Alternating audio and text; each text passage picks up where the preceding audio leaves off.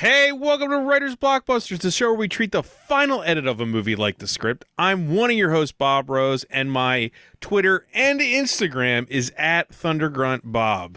And now Jimmy is going to introduce himself. I am Jimmy George. I am a screenwriter and script consultant, and my Twitter handle is, if it's still around when this comes out, is at Jimmy R. George. And now Jamie's going to introduce himself. Hey, it's time for me. I see the green light flashing in my face. I am Jamie Nash. I am a screenwriter. Hire me for your next project. I'm also the writer of Save the Cat Writes for TV and the brand new Save the Cat beat sheet workbook, now available at Amazon. That was smoother. Yeah, much smoother than last time. Yep. Well, today we're going to be talking about a movie, a classic film that is now getting a Disney Plus reboot or sequel, whatever you want to, whatever parlance terms you want to use for that. I don't know what they use anymore. Good word. Yeah, I don't like using reboot because it sounds like they're starting over. Yeah. But we're going to talk about Willow from 1988. And before we get into all of our outline topics, we're going to go around and say our relationship with the movie, like we always do. So let's start with Jamie. I feel like that's going to be the most interesting one out of the three of us. Yeah. Yeah, this movie is weird for me. So let's start off this way. This will be the twist. I used to have a poster of Willow on my wall for many years, the poster of the movie. But I'm not sure that I love Willow, and especially the rewatch kind of showed me why I haven't revisited it over the years. I was a big D&D kid. Okay, so I was huge into D&D. Around the time Willow came out, I was probably around 16 years old. I started playing D&D when I was about 8 or 9 in the 80s. So I was anything D&D I saw, and I saw multiple times. So some of my favorites were, I love Sword and the Sorcerer. That was like one of my favorites. Albert Punt, R.I.P. Yes. I actually teach with the princess from that movie. Her name's Kathleen Beller, and I teach at Micah with her. We co-teach a class. Very cool. And I'm constantly bringing it up, and she barely remembers it. I mean, she remembers filming it, but she kind of. I was gonna say that's sad. Yeah, it's like, I mean, not that I'd say she's embarrassed by it, because she's not, but you know what I mean. It's like a beloved movie. It's another job she did, and when I bring up how much I like it, I think it kind of makes her roll her eyes. So Conan the Barbarian. I mean, I saw Ator the Fighting Eagle and Yor the Hunter from the Future in the theater multiple times. Beastmaster. So Beastmaster was my favorite of the bunch. Like, of all of those, Beastmaster was the one I liked the most. And with Willow was kind of the PG version. Like, I wanted to see Beastmaster. In some ways, when I rewatch Willow, like the opening scene with the baby and stuff like that, I was starting to think of Beastmaster, and Beastmaster's got the bones and the creatures and all that stuff. And I'm like, yeah, I was more Beastmaster than Willow at the time. However, I was also a huge Star Wars guy. So George Lucas did Star Wars and Raiders of the Lost Ark, my favorite movie. So when I heard he was taking on basically Lord of the Rings, there couldn't be a more huge movie for me. So I think the funny thing about Willow, it was almost like my first experience with Phantom Menace. Phantom Menace came along, and when I saw it, I probably didn't love it as much as I wanted to love it. So I was a little numb walking out of the theater, like trying to like it, but kind of on weird ground. And I think Willow was a little bit like that, but I actually liked Willow more than when I came out of Phantom Menace. There was a part of me that was a little angry about it or something, where, and in retrospect, there are things I like about Phantom Menace a lot, but in Willow, there were things I really did like, and I liked seeing this kind of movie presented with a big budget and stuff like that, because it was, again, it was what I was into. However, I never rewatched it over the years, and honestly, I kind of forgot a lot of it. I remember the beginning, and I remember the end, and the middle I kind of forgot. And when I rewatched it this time, I kind of saw why.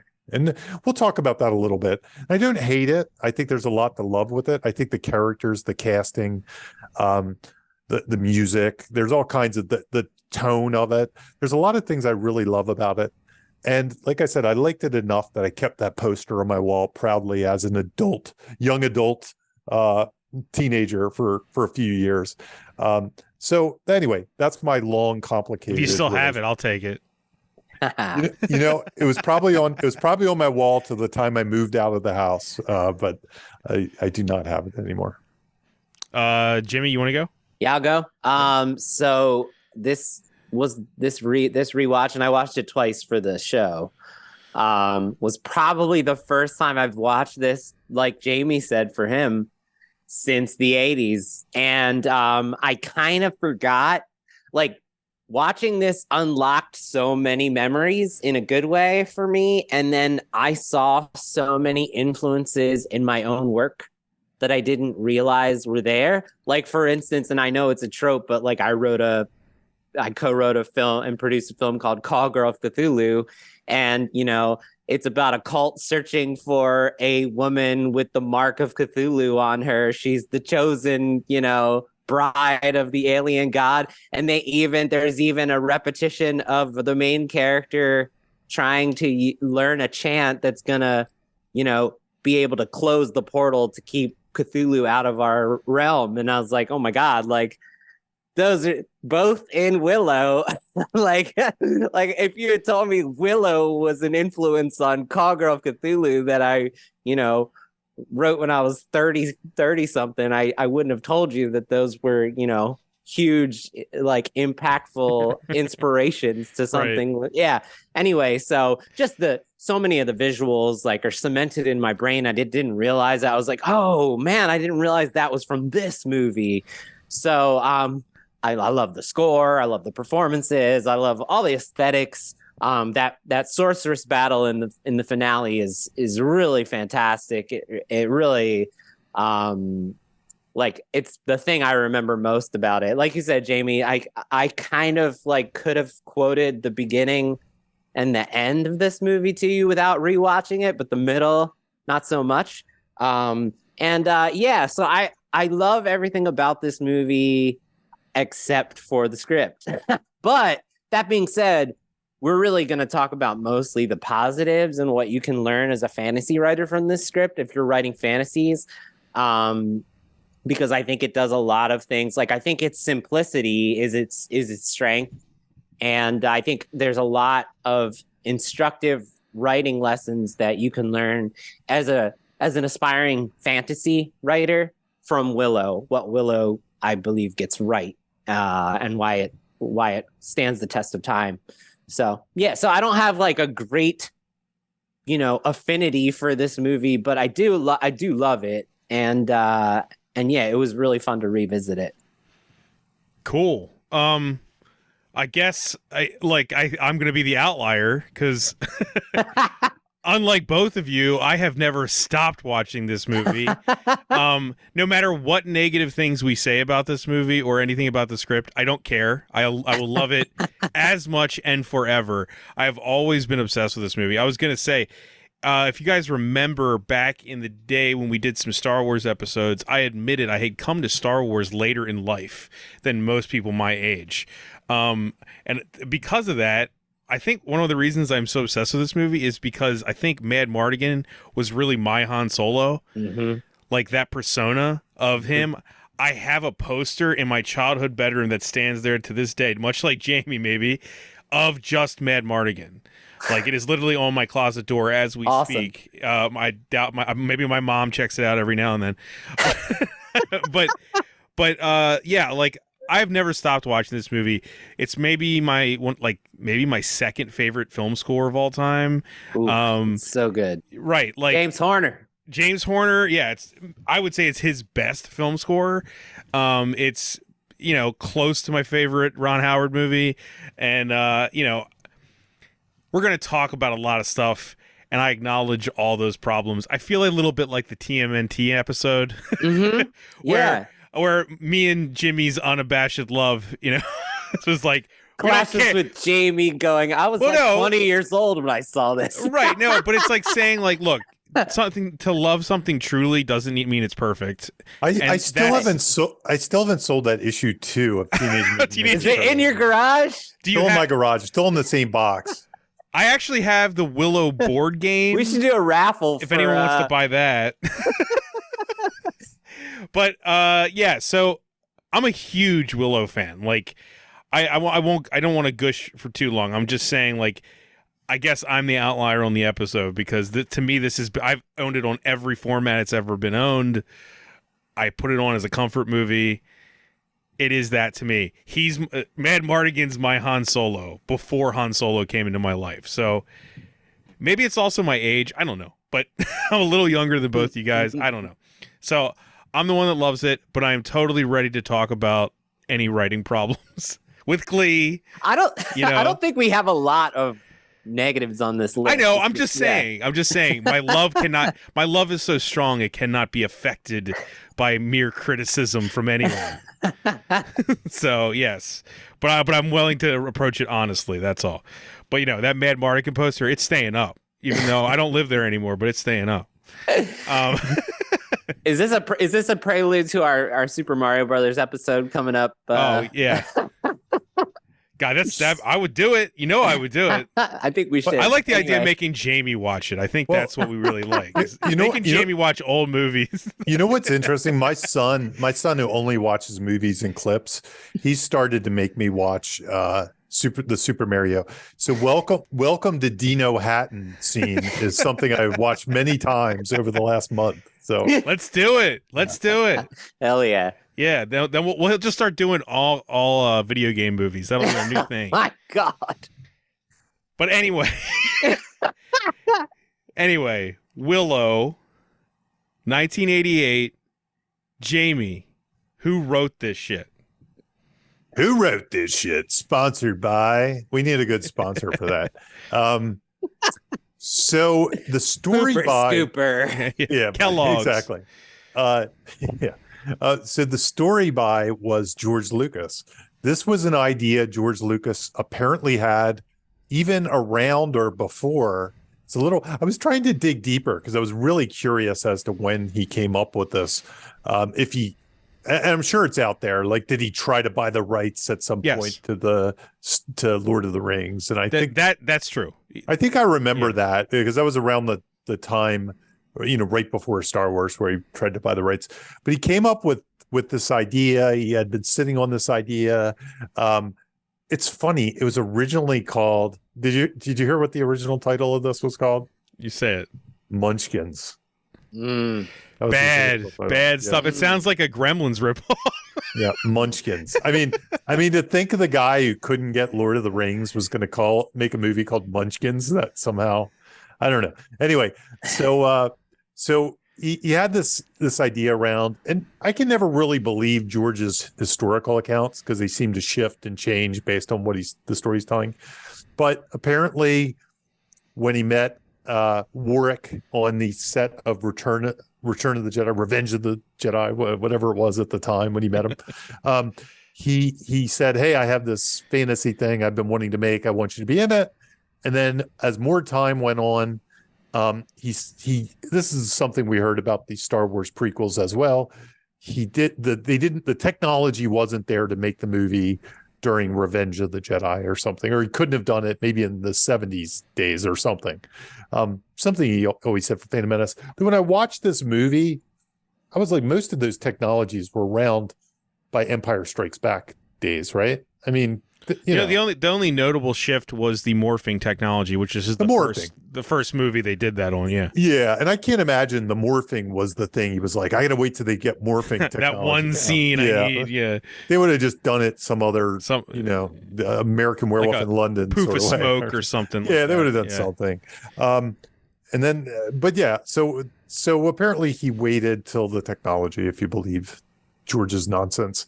And then here's the interesting thing. The guy he hired to write this movie, and this is something I sort of appreciate from George, and I think it's instructive or for writers to hear. George tended to hire these guys I almost get the feeling he was just friends with. You know what I mean? It was like people around. He didn't, when you think of the person you'd go to write the big Lord of the Rings movie, do you think the guy who wrote WKRP in Cincinnati, like that's what he was most known for, would be the guy?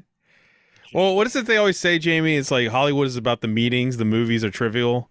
You want those good meetings, right? So you want to hire your friends and funny people. So yeah, I might hire the WKRP in Cincinnati. Yeah. So his big credits were WKRP, which is a big thing, and SCTV. I mean, that's what he did. And he was the guy who ended up writing. SCTV's classic, man. Yeah. He was the guy who ended up writing Willow. And that is weird. Yeah. It's weird. But when you look at George, like even Lawrence Kasdan, when he hired him for Empire Strikes Back, how did he find him? He went to Spielberg, and Spielberg was like, I got this guy working on Continental Divide, which I'm producing.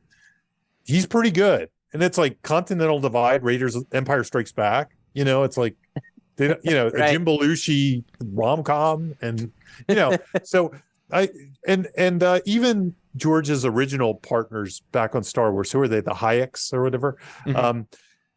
American Graffiti to Star Wars, he just kind of gets the writers he knows and people he trusts. And I think that is very instructive. Like, at least in my career, like they'll hire me to write something and I'm like, I'm the guy for that. And they're like, well, we know the kind of work you put in, we know how you think, we know you'll work with us. We know you're collaborative.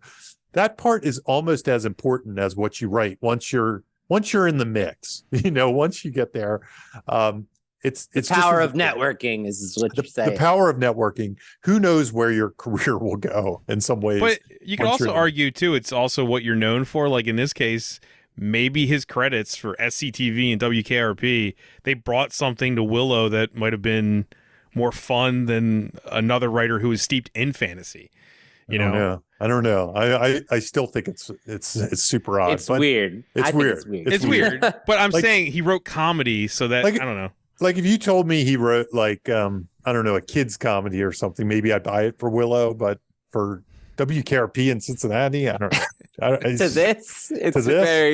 leap. It is a leap. It is. Yeah. And then you get Richie Cunningham to direct it. I don't know. No. So maybe George was just really into TV in the 70s or something, and he just wanted that kind of thing, or the early 80s. So here's the weird thing. I'm looking at the guy's IMDb, and he only has one episode of WKRP in Cincinnati. Did he write like the famous Turkey episode or something? Possibly. I wonder why he stands out. He also, I'm just realizing this now, wrote 2 episods of the new show.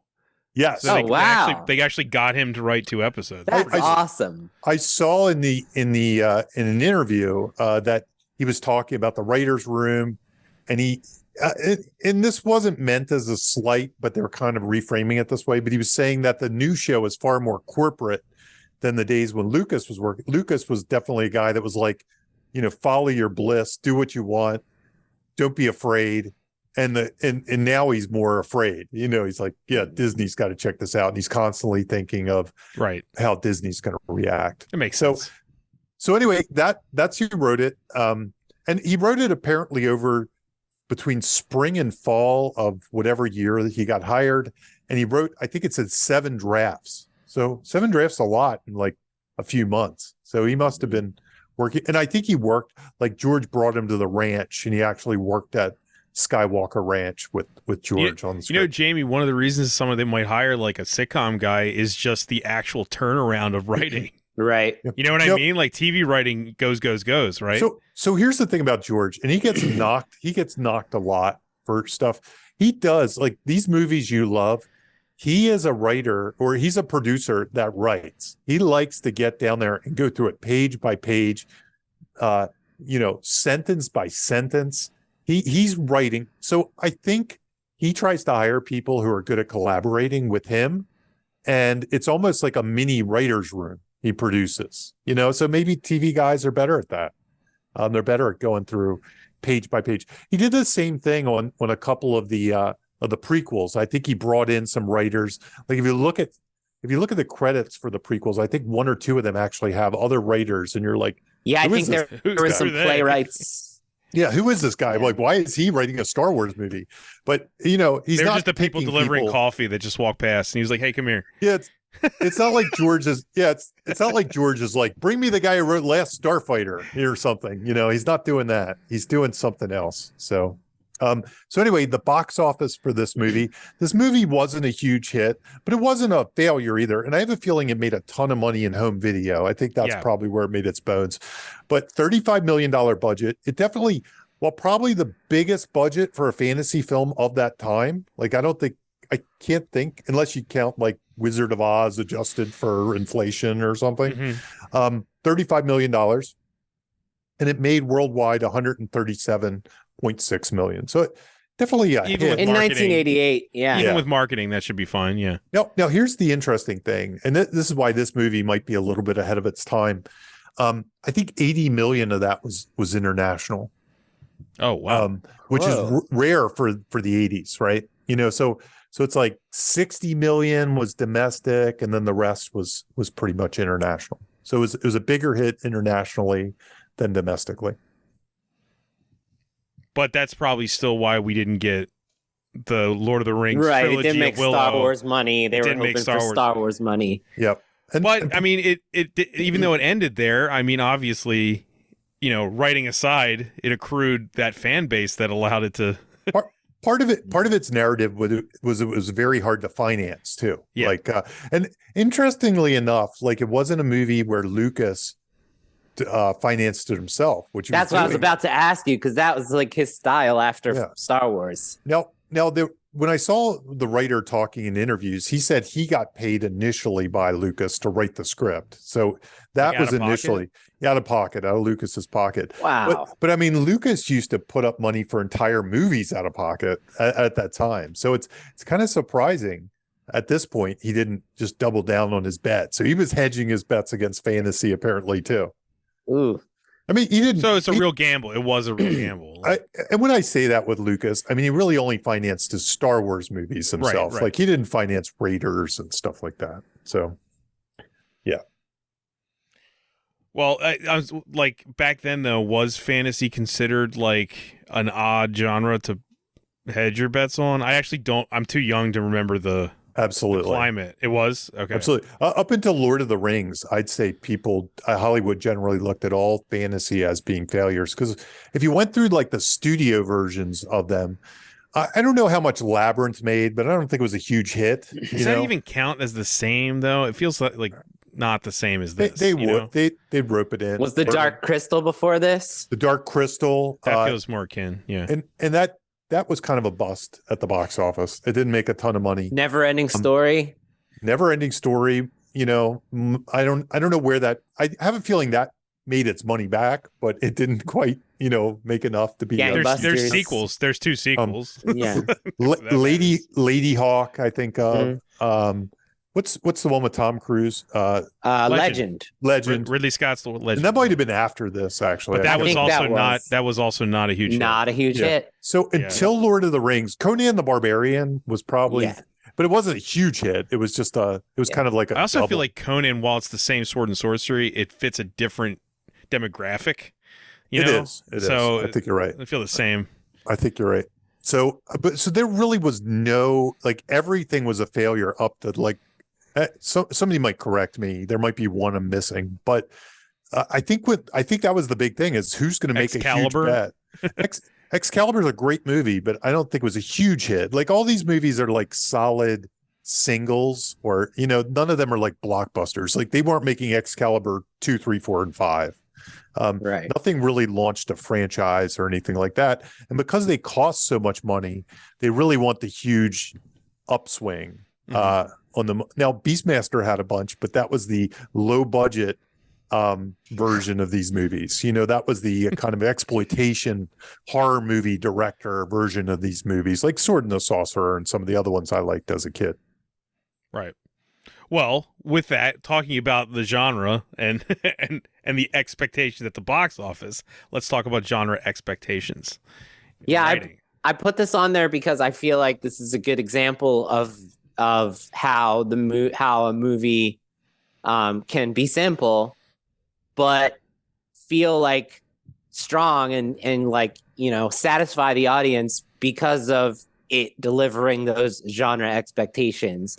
Jamie, do you feel like us winding you up so you could tell the David Goyer story that has inspired this talking point so many times? Yeah, it's so funny because I've been telling this story off of like some little piece of information I heard like 20 years ago. I really should look it up. Milking the hell out of it. Yeah, man. I should. Yeah, but it's relevant and it's a great talking point. Great anecdote. And I've heard other people, like I went to the Austin Film Festival this year, and I think somebody had a very similar thing. I sat in on an adaptation panel, and it was like one person who worked on The Witcher and the other person who worked on the Mysterious Benedict Society. And they said something very similar. Like the question was, well, how do you sit down to approach these things when you first start? And David Goyer said the same thing when he started Batman Begins. And honestly, they said almost the exact same thing. So that's why maybe I can update it a little bit. Yeah, dude. But then I'm going to go back to David Goyer's example to tell you why. So the question was, the first thing you do is you sit down and you say, what are the things that make this the thing? And you make a list of them. So what are the things that make Batman? Like, what are the things, if people didn't have those things, it just wouldn't be Batman anymore. And, it might be the suit, anything from the car, the car, villains, the origin story, maybe. The cave. Gotham City, and you list those things. And then they're the things you have to put in your thing. And then everything else you don't list maybe has wiggle room. Maybe there's some things you can reinvent. Maybe there's things you can play with. Maybe there's things you can take a new spin. But you have to deliver those things. If there is a fan base that's coming to see it for those things, they're like your essentials. And then you can play with the rest. So that's the David Goyer thing. Yeah, because basically you don't want an audience walking out of this movie going, where was the sword fight? I went to this fantasy film and there wasn't a sword fight. Where was the magic being used? Where the horses? Where was the people on horseback? Where's the castle? Where was the dragon? Like, why didn't they have a dragon? Why didn't, like you said, Bob, why didn't they have a castle? Like, what the hell happened? Like, it's like audience has a certain, everyone listening goes into a movie with certain expectations. Like, okay, today you want Taco Bell. All right, when you go to Taco Bell, you have every item meat, on the menu cheese, is going to have these lettuce, pieces of the meal that are going to satisfy those Taco Bell expectations. You name a cuisine. It comes with certain things, right? You're going to have Italian. You're going to go to an Italian restaurant. You're going to want your pasta. You're going to want your sauce. You're going to want your garlic.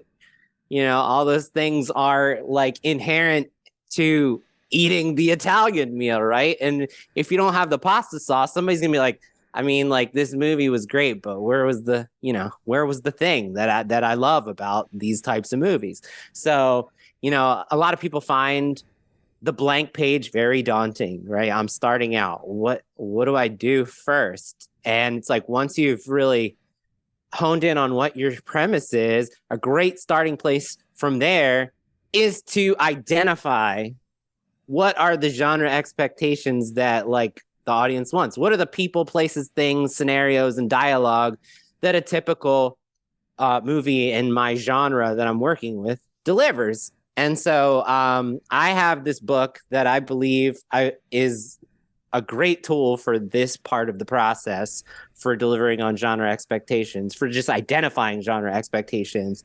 And I talked about it one other time if you want to go back and listen on the Batman episode, speaking of Batman. And it's not only a great tool for identifying genre expectations, but if you're doing genre hybrids, like I was talking off the mic about how like, okay, Warm Bodies is a romantic comedy and a zombie movie mixed. Right. Well, this book has an entire chapter on zombie movie expectations, and it has an entire chapter on romantic comedy expectations, the people, places, things, scenarios, and dialogues you typically hear in a romantic comedy. And, a great place to start would just be to write all those down and see how you can paint them with your premise and do something fresh, subvert them. So I just wanted to go to the very first chapter. Oh, by the way, the name of the book that I totally skipped past because I was so excited just talking about the damn thing. Save the cat rights for TV. Yeah. No, the name of the book is, spoiler alert, The Badass Book of Movie Plots. Why We All Love Hollywood Cliches. And that's available for purchase. That is available for purchase on Amazon. We're not getting paid to say that. Not either. getting it's just paid. A good book. It's just a good one book. of my tools on my on my bookshelf that I use to help clients when they're not delivering on genre expectations. The simple first thing I do is I go to the genre that's in this book that they're working with, and I say, your your script isn't delivering on the genre expectations. Here are some of the basic genre expectations as stated in this book, for instance, that you don't have. Like, how can you add those and play with those genre expectations that you're not already doing? So the book is written by Steven Espinoza, Kathleen Killian Fernandez, and Chris Vanderkay. So the very first chapter in this book is the fantasy epic. And I just wanted to show essential lines of dialogue. You are the chosen one, which we're going to talk about later, about how this subverts that. The fate of the world rests on the success of your journey, dear hero. It was never the amulet. The power was within you all along. Right? Sounds familiar, right? Essential characters, the wise old wizard. Now, this movie subverts that, right? It plays with those. Instead of a man, it's a sorceress. The wise old Raziel. Is it Raziel? Finn Raziel? I can't pronounce it. Finn Raziel. Raziel. Okay. Yeah. Raziel is a woman. So they took that wise old wizard trope and they painted it with the premise and subverted it a little, right? Right. The evil sorcerer, right? They did the same thing. They gender swapped it. So sorceress. So they did something fresh and unique. The princess, Sorsha is pretty much the princess, and that's like a subversion of that as well, right? Right, yeah, totally. A total interesting way to play with that trope. The reluctant hero, of course. The idiosyncratic creatures. The brownies. The brownies pretty much fill that in pretty hardcore. Yes. Yeah. And then choose your magical location. Of course, castle, right? They have two castles in this movie. Village, I would guess. Yeah, there's so many. Don't forget these items. A wand, an old book. So those things are you can just and I'll go through some of each chapter in this book has like a standard plot in that genre. Just like the basic beats, and I'll name some of the beats, and you'll see how this movie plays exactly into those. Before the heroism, the reluctant hero is just a regular guy. Definitely applies, here. Right? Yeah. A mysterious, powerful being asks the reluctant hero to go on a quest to find an item. Instead of an item, it's a baby. Right. See how it plays with those tropes and puts the premise on it. And as I called it in our chat, the Fellowship of the Baby. Exactly. Pretty much, right? Yeah, right. And that's like, we don't have premise with a new skin on this, but that's basically that exercise too. Like instead of a ring, it's a baby. What happens if it's, yeah. Do you think that one of the reasons the chapter of that book is describing Willow so well is also because Willow is kind of like an offbeat Lord of the Rings? You know what I mean? Like, because that's I would think that writing that chapter of that book would be Lord of the Rings. It's funny. Willow isn't listed on the great examples of it, but like they list Labyrinth, the Two Towers, the Never Ending Story, Harry Potter and the Chamber of Secrets. I'd almost argue Willow fits that stuff better than some of those. That's why I'm listing these, right? Right. Yeah. A wizened villager tells our hero he should embrace his destiny. It's there. It's right there. Right. The reluctant hero bids his family and friends farewell. Absolutely. Yeah. The idiosyncratic creature stalks the hero, longing for the item. Literally steals the baby. Steals the baby. I got the baby. Yeah. Right. The group takes refuge at a palace where the princess offers her assistance. I mean, this movie does that, only it's outside the palace, and Sorsha is like actually a villain. With the evil defeated, the reluctant hero returns home with the magical item and brings peace to the kingdom. I mean, that's here. Essentially, So I think just seeing these examples in this book, it speaks to the power of when you're coming up with a premise, when you know what your movie is. One great place to start is to identify the genre expectations within what your premise is working in, and to at least just like write those down, like what are the types of people, places, things, scenarios, and dialogue that like the audience will be expecting from this. And that's a good starting place to deliver on the promise of your premise and to subvert it in ways that make it fresh and do something that the audience is typically expecting that you can then do something new with. So it's just, this book is a great tool to do that. But even if you don't have this book, just being mindful of that is very important. And I think Willow delivers. Dude, Willow's heavily. like, it's like the condensed orange juice of half of the genre, man. It's got all that stuff in there, all pushed together. Yeah. So I think it's a great example of how Willow delivers on those genre expectations for sure. I think this would be a good time to jump in and talk a little bit about the hero's journey. Okay, absolutely. Sure. Yeah. Because a lot of the things you just mentioned are in the hero's journey. Mm-hmm. So the hero's journey, if you don't know the hero's journey, there's this thing by Joseph Campbell. What is the book called? A Hero with a Thousand. A Hero with a Thousand Faces. Yep. And he basically did a lot of.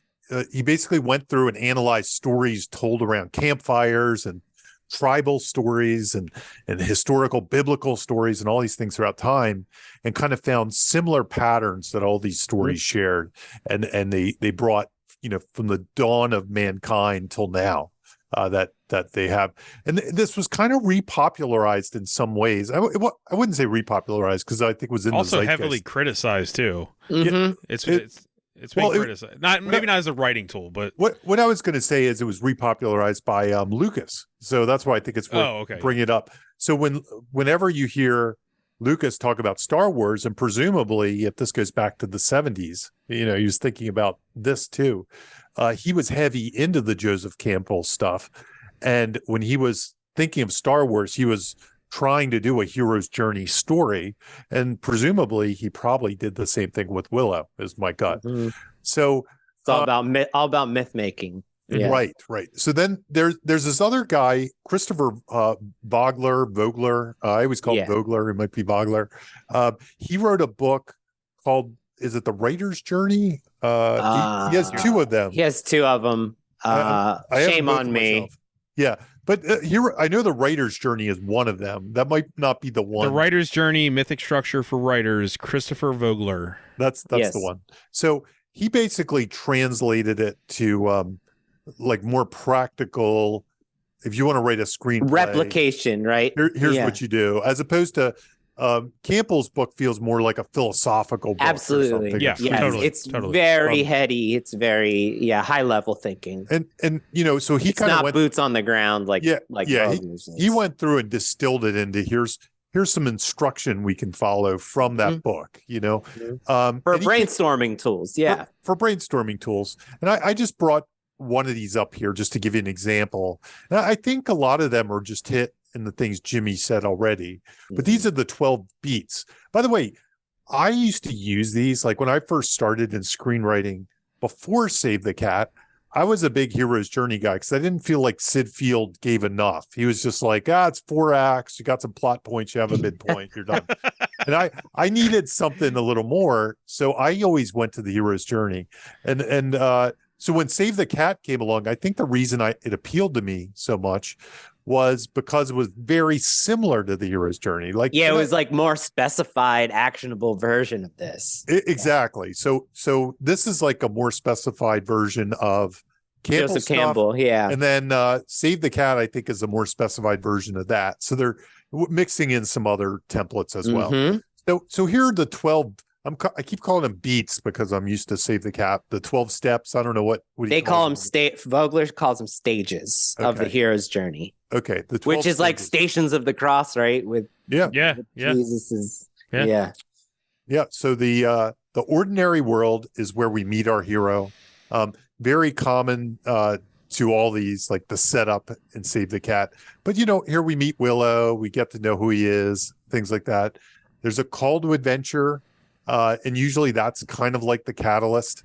That is the thing. In this case, there's almost multiple. Like I was, I don't know what you could say. It's almost like 3. Yeah. And this one has a very classic, like you can almost see them turning to the historical, hero's journey stories. There's so many stories about pushing a baby on the river and then it goes down the river. Moses' story. I mean, Moses, right? Yeah. Talk about a hero's journey. Yeah. Star Wars. Superman in some ways is the same kind of Moses' journey. You can see this in a lot of places. But the call to adventure here, I could see being not that I'm going to go through each of these beats and try to figure them out, but feel free if you want to tag in. But there's a sense when they find the baby, but then there's also the sense I think we have to do something with the baby. I was going to say the dog attack would be that would probably be mine. And the meeting about what to do about it. It would be the call, right? Yep. That's what I would say too. And then refusal of the call. They never want to do it at first. And this was the big one that I learned from the hero's journey was this refusal of the call. It's very important. In Save the Cat, we call that the debate. And before I checked into hero's journey and I was just kind of writing on my own, making up as I go, or following Sid Field, I didn't really know about the debate or the refusal. That's not a Sid Field concept. If you look in Sid Field's screenplay, he's just like, set the conflict up, then do this. So refusal of the call was new to me. Meeting the Willow mentor. Willow has a big. Sorry, go ahead.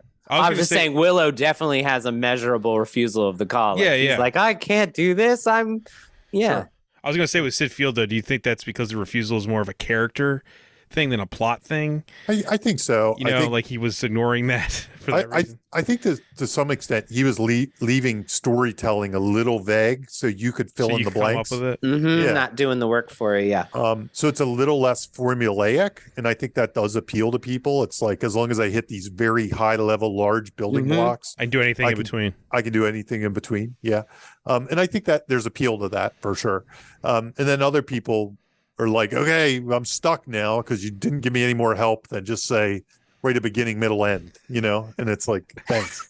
That's great. Different strokes for different folks, I guess. Meeting of the mentor.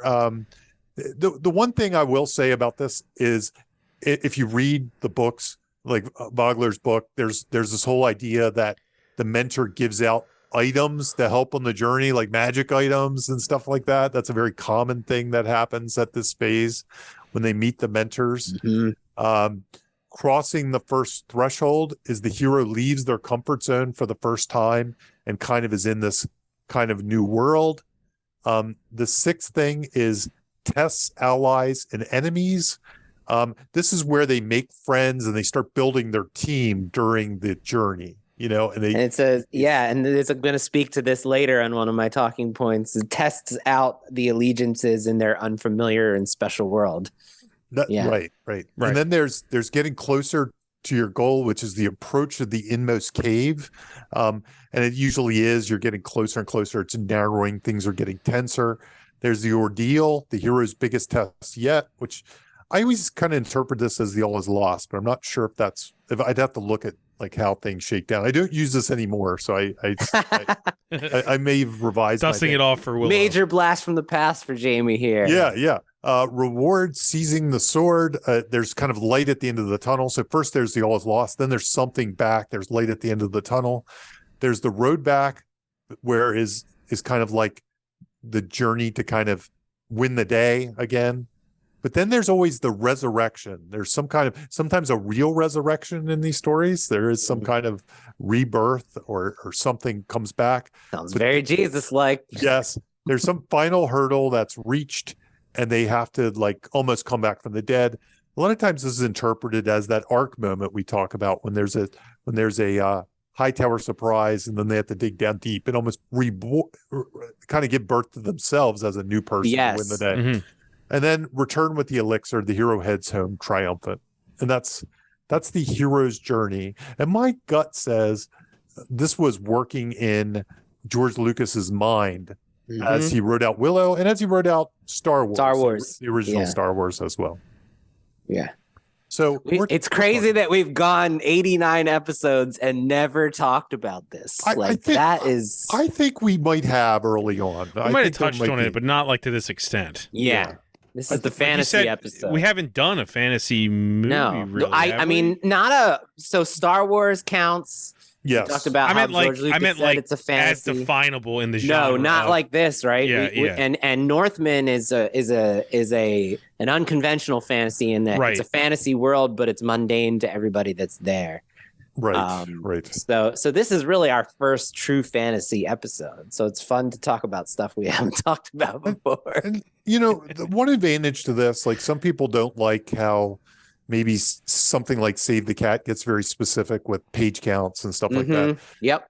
In some ways, if you just want a little guidance, you just want a little brainstorm tool, but you don't want as much guidance as a Save the Cat, maybe scale back and give this a try. Maybe it'll just help you kind of inspire. Well, what comes next? What's this thing? And especially if you're writing kind of one of these epic fantasy stories, they're all kind of hero's journey stories to an extent. And I think my favorite thing about all these brainstorming tools is that by studying what has come before and been a hit with audiences, it gives you that much more, like, it arms you with the power to subvert those things in very satisfying ways. Without understanding these to start with, though, you can't understand how to subvert them in a way that's going to be satisfying. So I think there's really value in just like studying the genre that you're working in, to make sure you understand how this genre works. And this is another great example of structurally how this genre works, right? Interestingly enough, much like Save the Cat, you could, if you read the Vogler book, he applies it to different genres. It's not just fantasy. And in fact, I'm reading this off somebody's blog here. I just read the thing. No, but I cut and pasted it right from Chris Vogler, and you it was accurate. It's the same thing. Yeah. So people, use these for horror movies and stuff like that too. It's not just fantasy. You can use it for a comedy movie. Right. Really. Good point. Good point. Thanks for adding that on to. Yeah. And the blog I'm looking at right now is actually breaking down Rocky as the example. Oh, wow. Okay. Yeah. And I would say I would lean toward this in Golden Fleece movies of all kinds, because they're the ones that really have people that go on a road trip, gather the team and things like that. So, yep. Yeah. Yeah, and that is what Willow is, right? Yeah, pretty much. Yeah. Willow is a golden fleece, so that's a Save the Cat pattern that we talked about before, one of their genres. And Rocky is a golden fleece movie as well. They're both stories about people trying to win a prize, get to a place, kind of get to a destination. And it's kind of road trip movies, where road trip movies could be metaphoric, like get to the championship, or it could be an actual road like Willow or Lord of the Rings has, or Star Wars has, for that matter. Cool. I think the next thing we have one here really works in with this. It's common fantasy writing problems, right? Yeah. So this is going to be, and guys, please interject. I don't want it to be 15 minutes of me lecturing. No. So when things come to mind, when anecdotes spark something that you agree with or disagree with, please do. But get out your bingo cards, because I read amateur scripts 5 days a week. It tracks, man. It tracks. I am approaching 400 amateur scripts that I've consulted on in the last 6 years. So I only do one a week, because that's all my brain can handle. Does the 400th customer get like a prize or something? Yeah, the best notes I've ever done, basically. Because every set of notes, I mean, it takes me longer and longer, because the longer I do this, the more things I notice. I just can't leave anything off the table. I feel like I need to tell everyone everything they could possibly improve about their vision that they're trying to, make their intent match their execution. So one thing I didn't expect is just how many fantasy scripts I would be sent. Without a doubt, people associate with me with horror because of my resume and because I've made 7 feature films. But I get sent a lot of comedies. I get sent a lot of dramas. But the thing I get sent the most is fantasy. And specifically, like a lot of people do the Star Wars thing where it's a sci-fi, but it's really a fantasy, and it's like a hybrid. And so I would say I've probably consulted on at least 100 amateur fantasy scripts, and they all do the same things wrong. They all have similar problems. And while watching Willow, one of the things that struck me is how Willow does all the things right that people send me fantasy scripts do that make their scripts not work. And so I thought this would be a good episode for me to kind of break down the top 4 problems with fantasy scripts I'm sent. It's just like the common pain points that I see that make these scripts not work, and just kind of show how Willow does it right. And so, and it all comes down to, yes, your world building is important, but when it comes down to it, consolidation and simplicity is important. Making these things, because it's a fantasy world, right? So everything is new to the audience. All of it is new. We're not familiar with anything in your world when you're telling a fantasy story, right? So you have to keep that in mind, because the audience is navigating so much new information, where it's like we sit down in an average movie, we are familiar with so much of what's happening. We don't have to do some inner monologue of like, how does this work? What is this thing? Like, you see somebody cooking eggs. You don't have to ask yourself, well, how does that work? What's that going to taste in a like? Judd Apatow movie, you know what eggs are, Right. So, and you have to, when you're writing in fantasy, if you're out there listening and you're writing in fantasy, you have to keep in mind that pretty much like everything you're introducing to the audience is completely new to them. Right. And so there's so much information being absorbed without even the story elements happening. Right. I have I teach seminars that we either write a feature script in 2 days. No, we outline a feature script in 2 days. We don't write a feature script in 2 days, or a television pilot or something like that. And my biggest red flag is always when I say, okay, tomorrow we're going to write a 2-page outline, at most 2 pages, maybe 1. And there are some people that go into a complete panic attack with that. And they're like, I can't, there's no way I can write a 1 page. It wouldn't make sense. It wouldn't, in this. And then I say, that's okay. Trust me. If it doesn't make sense, I'll ask questions. Just consolidate yourself to 2 pages. And some of it's practical because there's only a certain amount of students in the class. And most of the time, those people come back with a 10-page outline. They can't do the other way. Or the other version is they do write the 2-page outline, but they can't help but continuously say, and then Sir Gawain used to be part of the wizard order of such and such, and he was the cousin of such and such, and this and that, blah blah blah, and blah blah blah. It's kind of mumbo jumbo stuff, right? I just want your catalyst. We're gonna get there. No, yep. I said, what's your catalyst? I didn't say that. I didn't say what's all those things, and they can't stop but giving you all that stuff. Yeah. That's it's always a big red flag. And it's as someone who's been screenwriting for 20 plus years, like I was there, right? I've done that. I've been the person who's like, what do you mean? Like I can't say this in 2 pages. Are you fucking crazy? But anyway, Jamie, I'm always like, I've done this class many, many, many times. You can do it in 2 pages. I've seen thousands of people like you at this point.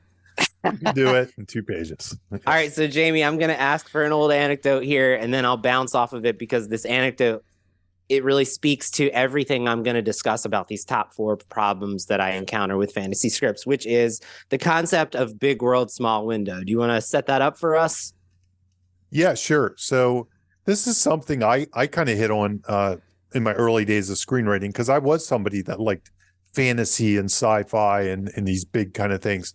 So big world, small window, Terminator is my favorite example, right? So Terminator has this huge world of the battle of the machines versus the humans. There's all kinds of mythology and how they got there. It's a global, global battle. If you made that movie, it's going to be a $200 million movie.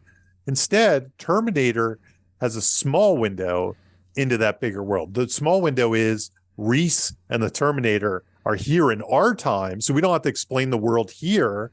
And we just know the only thing we know about this huge conflict is these two characters and what they tell us about it. So it's a very small window. Instead of showing the whole world, we're just taking two little pieces of it.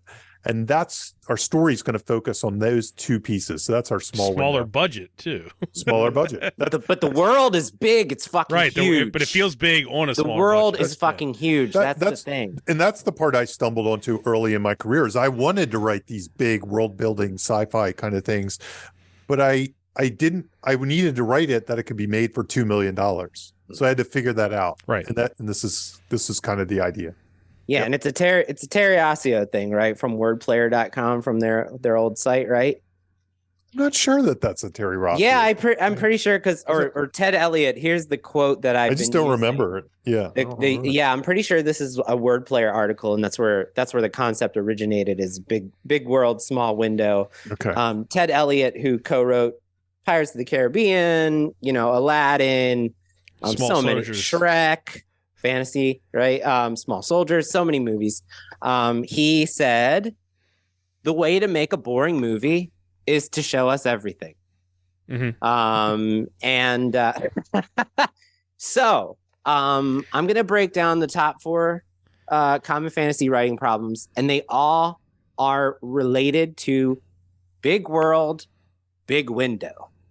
That is what gives birth to all of the problems I'm going to mention.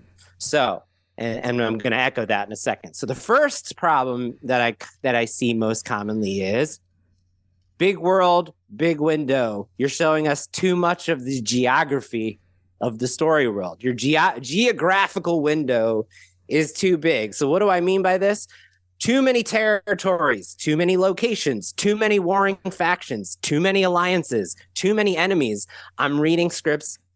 I said I consulted on about 100 fantasy scripts. I would say like 30 of those are over 200 pages. The scripts are over 200 pages. So, you want to be aiming when a producer sees a 200-page script, it's a red flag already because it's already 80 pages more expensive things than another script that is coming next on their desk. And that's so it needs to earn that extra 80 pages of production expenses, So think of it like Star Wars, right? Like, okay, here's a good example. So now this is not throwing shade of Game of Thrones. I have not watched Game of Thrones. I know Jamie has.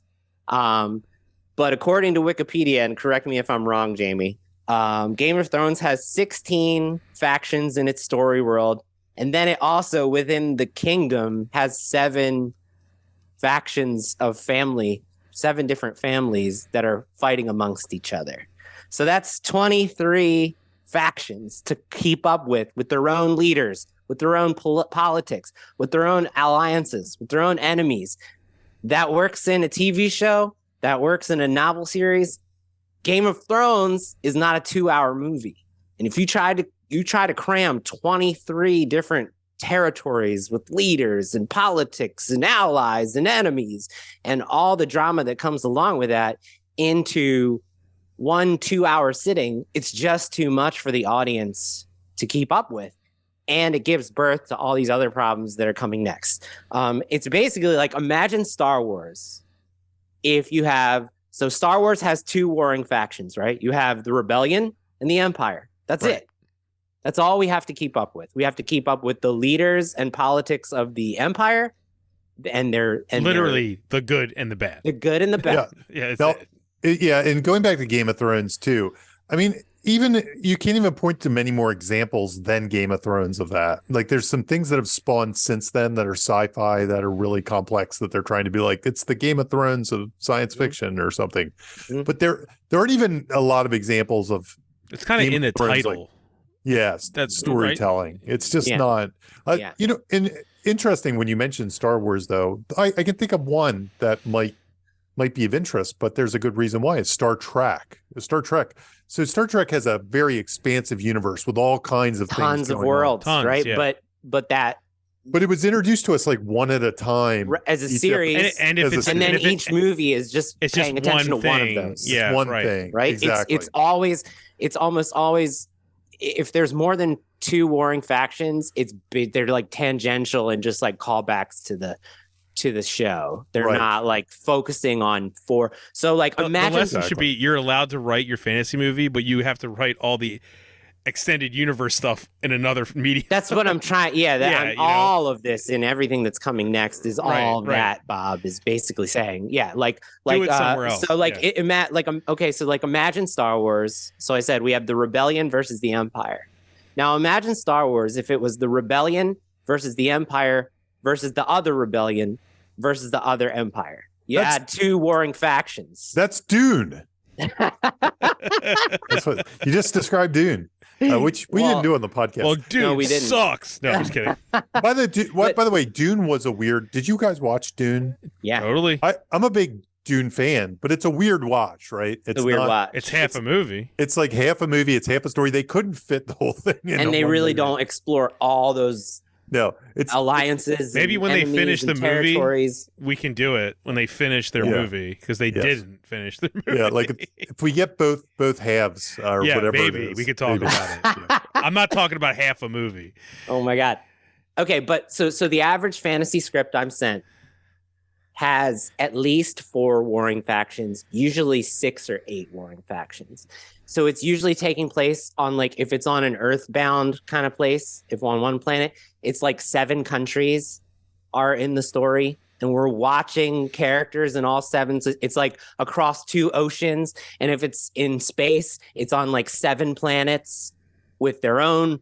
Each of them has their own warships with captains on the warships. And if it's on in the water, there's like I read a script that had like 17 different warships with different captains and different flags and different world building. Each of them is their own world. With like, and these scripts have like 50 to 60 locations minimum. And that's why they're 200 pages long minimum. You're writing a board game. You're not writing a movie. And so look, like, this show is a monument. We worship the whiteboard.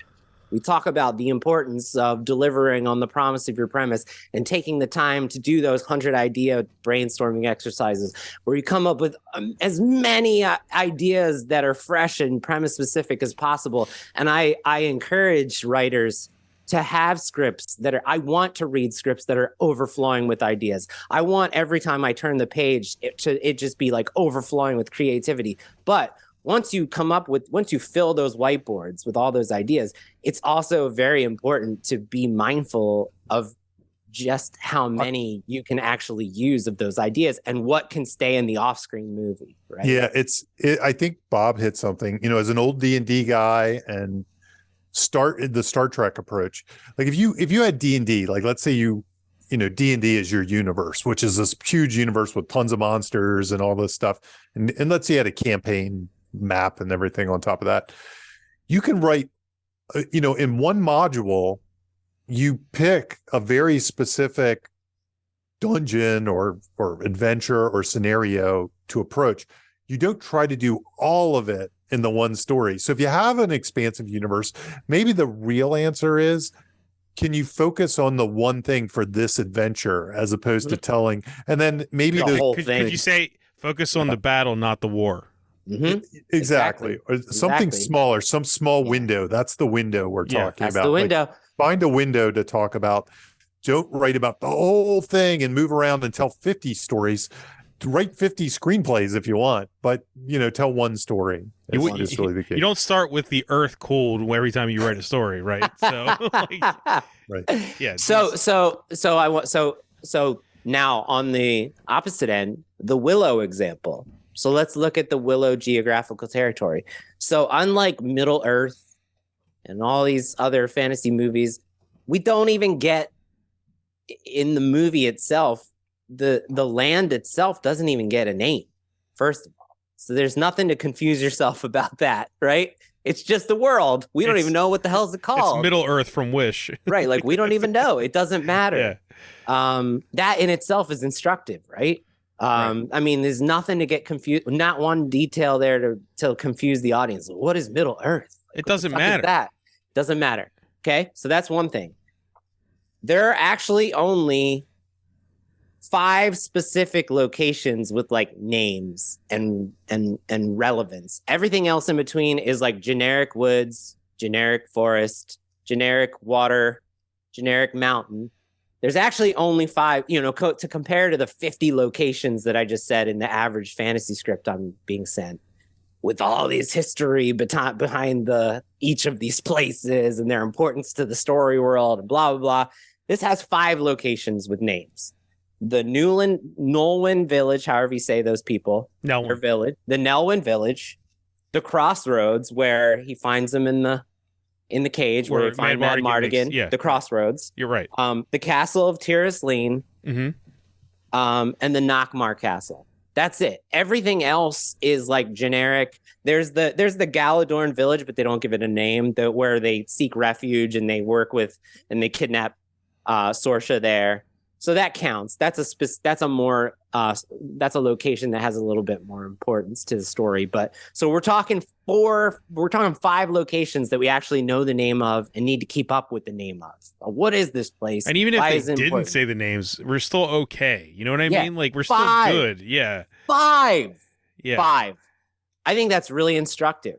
And it doesn't feel small. No, not at all. It doesn't feel like a 5-location movie because they have generic woods and generic rivers. What I'm saying is, like, if you're out there and you got a fantasy script and you have like 50 locations and each of these is a castle with its own, history and stuff, how can you break those 50 locations down and only show us the window that has 10 locations, right? I mean, like, I can't help but constantly reiterate what Jamie said. Like, you're not writing D&D. Like, that. This is all how D&D is played. Not to discourage the writing of D&D. You can write the D&D. You just don't need to put all that on the page.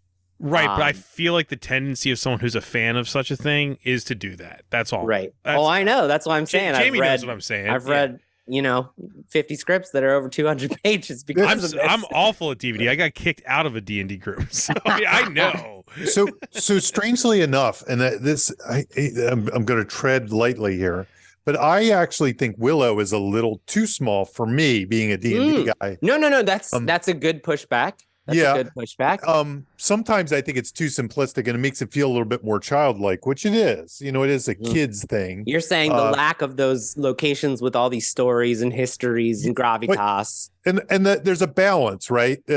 So the one we talk about, or I bring up when I do talk about the Terry Rossio, Ted Elliott off-screen movie is, my father fought in the Clone Wars.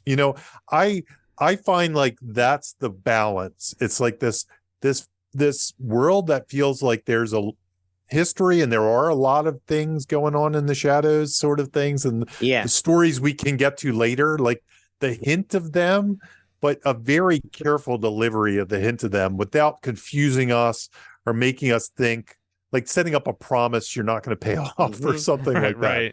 Right. It's a very delicate balance. It's because I think erring on the side of simplicity is probably right in the screenwriting world. That's what I'm saying. Yeah, the medium that we're talking about on this show. For sure. Also, I would even argue that Willow does lean more towards a family film than it does. Like D&D would or Conan would or something like that. It's playing in the genre has big worlds. Right.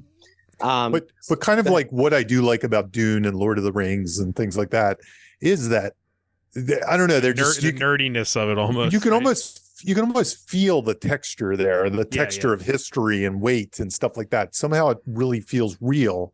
But those aren't examples I would point to people that send stuff to Jimmy either. Yeah, but they're all but to your point, they're all trying to emulate that, right? Yeah, right. But you can't. But I bet if I broke down Fellowship of the Ring, it wouldn't have 50 locations. No. Yeah. It's definitely a weird thing because I'll say, write what you love, but writing a Lord of the Rings style story on spec is is a tricky proposition. And I've written all kinds of tricky propositions in my time because I'm like, screw it. I've always wanted to write a fantasy thing. I'm writing a fantasy thing. Who cares? Nobody can stop me. But it's tricky. It's tricky. Can I throw out there too, like what you're saying about Willow not having these little details and stuff? That might, like, to go back to what we had already talked about with who Lucas hired as a writer. That might be one of the positives that came from that guy, because he probably isn't as maybe he didn't care about. Yeah, he doesn't care. He's just like, they go here and this happens. They go here and this happens. He's like, we do some nonsense. Because he's used to writing characters just being in a room saying jokes. Like, right. He doesn't care where it happens. Yeah. It's kind of like on sci-fi shows and stuff, and CSI or something like that. Like a lot of times. And I'll go back to Grey's Anatomy. Like the writers there, they don't really care about medical stuff. And medical. Yeah, we talked about that in the Doctor Strange magic aspect. Magic. Medical. Yeah, they just, the dialogue, for any listener who's not aware, like a lot of the dialogue in the medical shows, it just says medical on the page, and then they have a professional come in and fill in the blanks with actual and medical stuff, medical details. Right. Which by the way, that bugs me because it drives me crazy. I like to me that somebody else is coming in and filling in the medical tells me that somehow the medical discussion is not character driven or thematic. Yeah, right. It seems like filler. I agree. Yeah. That whenever I hear that, I heard it again in Austin at a panel I was sitting in for like one of the procedural shows, and it just, when I hear it, it's like nails to the chalkboard. I'm like, no, they should tell me what the medical thing is, explain it to me, and then I should write it. That's the way I feel about it. But anyway, that's Well, speaking about character, yes. Okay, the number 2 most common problem with the fantasy script writing that I come across is too many speaking roles. Your big window, big world, big character window, too many speaking roles. And by speaking roles, I'm not just talking about the cast. I'm saying I read scripts, and this is not an exaggeration, that have like 120 to 130 speaking roles with like 50 to 60 extras that have one line. Well, I just wrote this generic because I see this all the time. Old man number 3, watch out for that dragon. And old man number 3 is never on screen again. He has one line. And I read scripts that they have 50 speaking roles that are like the main cast. And then they have another 50 to 60. Old man number 4, old woman number 7 says, my child. Like, and like looking at this from a producer hat, like when you're writing a script, you have to also, I know it's hard to like think about the production side when you're just in your zone and telling your story, your big world and your big window, and you're so excited. But like every single extra has a costume. Every single extra has a day rate. Every single extra has to be fed. So when you have someone who's an extra and they have a single line of dialogue, their pay rate goes up. So they are more expensive. So every single extra that you have that says one line is costing the production way more than it should. Also, it's another setup.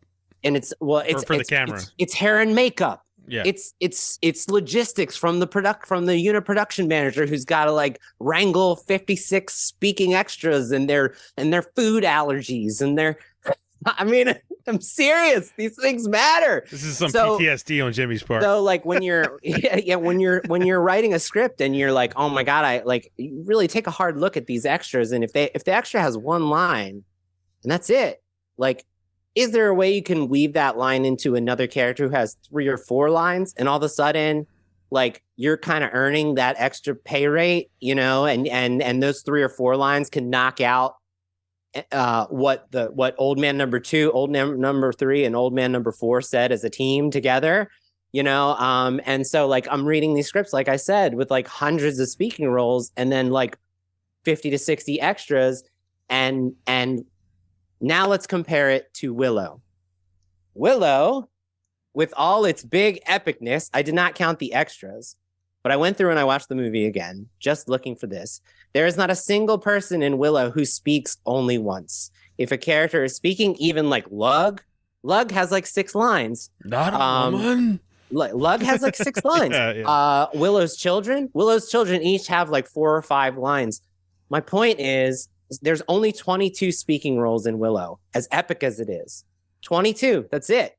And each of those people speaks 4, 5, 6 times. So they earned their place to have a speaking role in the story. So if you're out there and you have a fantasy script and you have 60, 70 speaking roles, 20, 30 extras who say like 1 or 2 things, is there a way you can shrink the window down where we are only following 20 of those people? Or is there a way where you can consolidate those people so that the roles of those 50 speaking roles could be done with 20 characters, and instead of having 50 featured extras, is there a way you can weave it in to where those extras have 5 or 6 lines that earn them the right to have a name on the screen, in the story? So consolidating the cast is really important. And from a budget standpoint, it's like one of the things I feel like none of the writers who are sending me scripts are thinking about for a second, right? There's like so many things. It's like,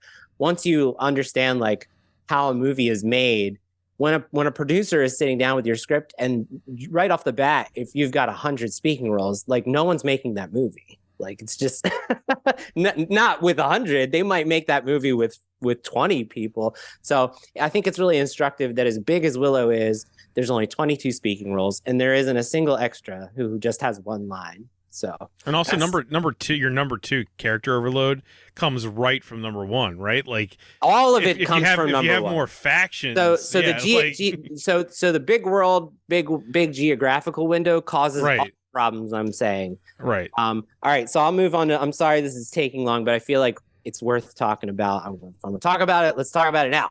Yeah. All right. So. Common fantasy writing problem number 3 that I see: mythology overload. This isn't getting into the magic yet. Even though I consider magic part of mythology for the lesson, I'm going to save magic for last. So what do I mean by mythology overload? I mean that I'm reading scripts with story worlds with like 3 prophecies. Prophecies on top of prophecies on top of prophecies, and 20 to 30 magical creatures. So like so many creatures on top of creatures on top. And here comes the white beast of Valiant. And the white beast of Valiant is like, it has this backstory. And it's like so many creatures and so many prophecies. And that it reads like Tolkien on the page. It's right? like I have to actually I have to create a bestiary for the script that I'm reading. And it's not a joke. It's like, so I can be constructive about how to improve the script, I actually have to start a bestiary as I'm reading the script to keep up with all the creatures, so I can prove to the writer, look at all this. If I'm taking aside from your script itself, here's the bestiary that's within your story. I actually do this for my fantasy writers. And I'll have like a 7-page .pdf that's just all the creatures in their story and the histories that I'm supposed to follow. This is their powers. This is their limitations, So prophecies on top of prophecies, creatures on top of creatures. Now compare this to Willow in its simplicity. Willow, we have one prophecy. It's the whole movie is based around the prophecy, right? Like Laura Dannon, right? Laura Dannon, and she's gonna bring about the end of Queen how do you say it? Bavmorda. Bavmorda. Yeah. And that's why the queen is killing all the female babies and looking for the mark. It's very simple, right? It's one prophecy. The whole thing is said about it. And then there's only 5 magical creatures in the whole movie. There is the brownies, the death dogs, which are basically its great premise delivery, right? What does an attack dog look like with Willow paint? The death dogs. Right. The 2-headed dragon, which is called the Eberisk. No, it's the Ebersisk after Eber and Siskel. Oh, it's Siskel and Ebert. The Ebersisk. Yeah. The fairies and the trolls. So in all this huge, big world, the window is only small enough for us to meet 5 magical creatures. And I think that's really instructive, right? Because like you compare it to like what I'm saying is like, yes, I'm sure in the expanded Willow universe, in those novels, if there's comics, I'm in the sure new we'll see in the series, series, there more, you're gonna meet creatures galore, right? You're gonna meet like 50 creatures, and it's awesome to create those creatures, but you want to make sure that your window is small enough that we're only meeting 5 or 6 new creatures with powers and histories that we need to like keep up with, right? So I think Willow's simplicity there, again, is very instructive. Willow with its big world, 5 creatures, not 30. I didn't need to make a bestiary while I was watching Willow to figure out. I didn't need to go to Wikipedia to follow along with all these creatures. It's got 5. That's all you need. That's all you need in your fantasy script. All right, and number 4, I consider this mythology, but we're just gonna, for the sake of instruction, give it its own category. The number 4 most common problem in a fantasy script that I'm sent is magic overload. We've talked about many times in this script. Double mumbo jumbo, triple mumbo jumbo, quadruple mumbo jumbo, magic on top of magic on top of magic on top of magic. And what do I mean by that? The average script, I went and I looked and I broke it down because I'm a numbers guy. As you know, I'm ridiculous about this. The average fantasy script I'm sent has at least 5 magic systems. What do I mean by magic systems? I mean, there's 5 different types of magic with its own rules and how it works and the limitations of those types of magic. Blue magic, black magic, gold magic. Oh my, like it's like ridiculous. And again, it's one of those things where it's like that works in TV, that works in novels, that works in a graphic novel, that works in a comic book series. But like in one movie, like we can only follow so much and we can only absorb so much because it's all new to us. And like an expansion of that is like the average script I'm sent has between 20 and 30 magical objects. So just like the bestiary I said, I have to actually start making, I don't know how to pronounce this right, a grimoire. Like that's right. A grimoire for the fantasy script I'm reading. I create, like when I'm consulting, I create a grimoire for the script I'm consulting on, just so I can show the person, like, here's a 10-page PDF of just the magic in your script. No story, just 10 pages of magic that I'm supposed to understand within your story, you know? And if you've got 10 pages that's just explaining objects, spells, and magic systems, that's a problem. Like, that's too much for the audience to connect with. Like, we're not going to be able to follow along in 2 hours. If you're telling a series that has 7 seasons, you can have 5 different magic systems because one episode can be about that magic system. You can have 30 different magical objects because like one episode might be about one single object. Like that's like so many of the Stargate episodes are about that. Like there's a magical object that's on this planet we just got trapped on through the Stargate. Even something like Buffy, we had the same thing, yeah, right? So, it's a different magical thing every episode. Again, I encourage the whiteboarding. I encourage the world building. I want you to come up with those 30 magical objects when you're figuring out your story. But once you come up with them, you can only give us a few. I'll give you I think Ghostbusters is a great way to conceptualize this. So let's swap the genre a little, but talk about magical objects. Ghostbusters. The magical objects in Ghostbusters are the PKE meter, the proton pack, the ghost trap, and the containment unit. 4. That's 4 magical objects. Now imagine if you're watching Ghostbusters and they threw 16 more things like that. You have 16 other ghost hunting equipment, each with its own like technological powers and rules and limitations.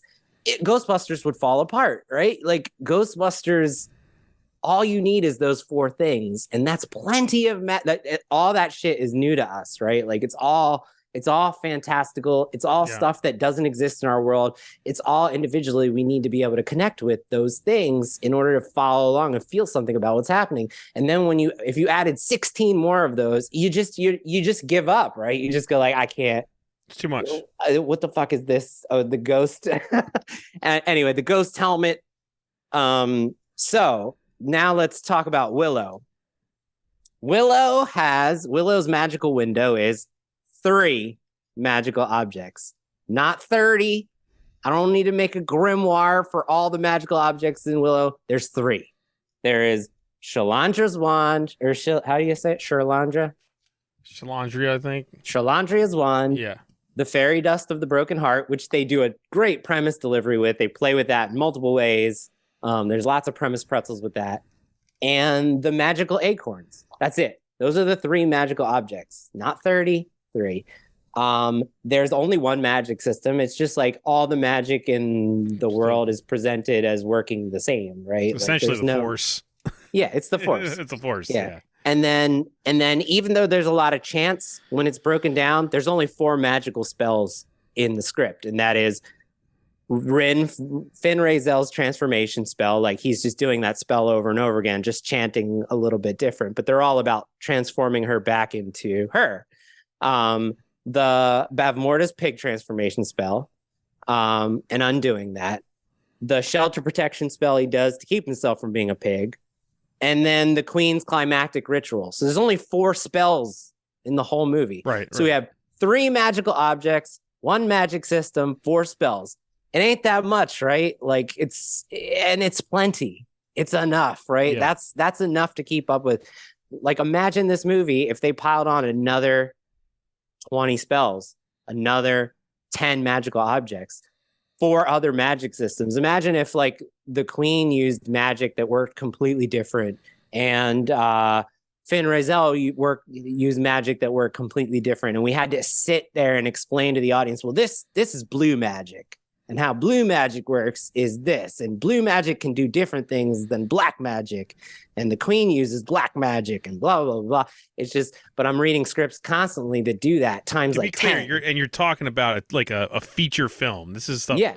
You And can't that's the do in a thing. feature film. You right. can do it can in do a it. novel. You can do it in a TV show. You Right. can do it in a comic. You can do it in a narrative podcast. But if you're telling a single feature film experience, you can't have, like, I don't have a grimoire while I'm in the theater for your movie, you know? And so those are my big 4. My recap is best practices for fantasy screenwriting in Jimmy George's opinion.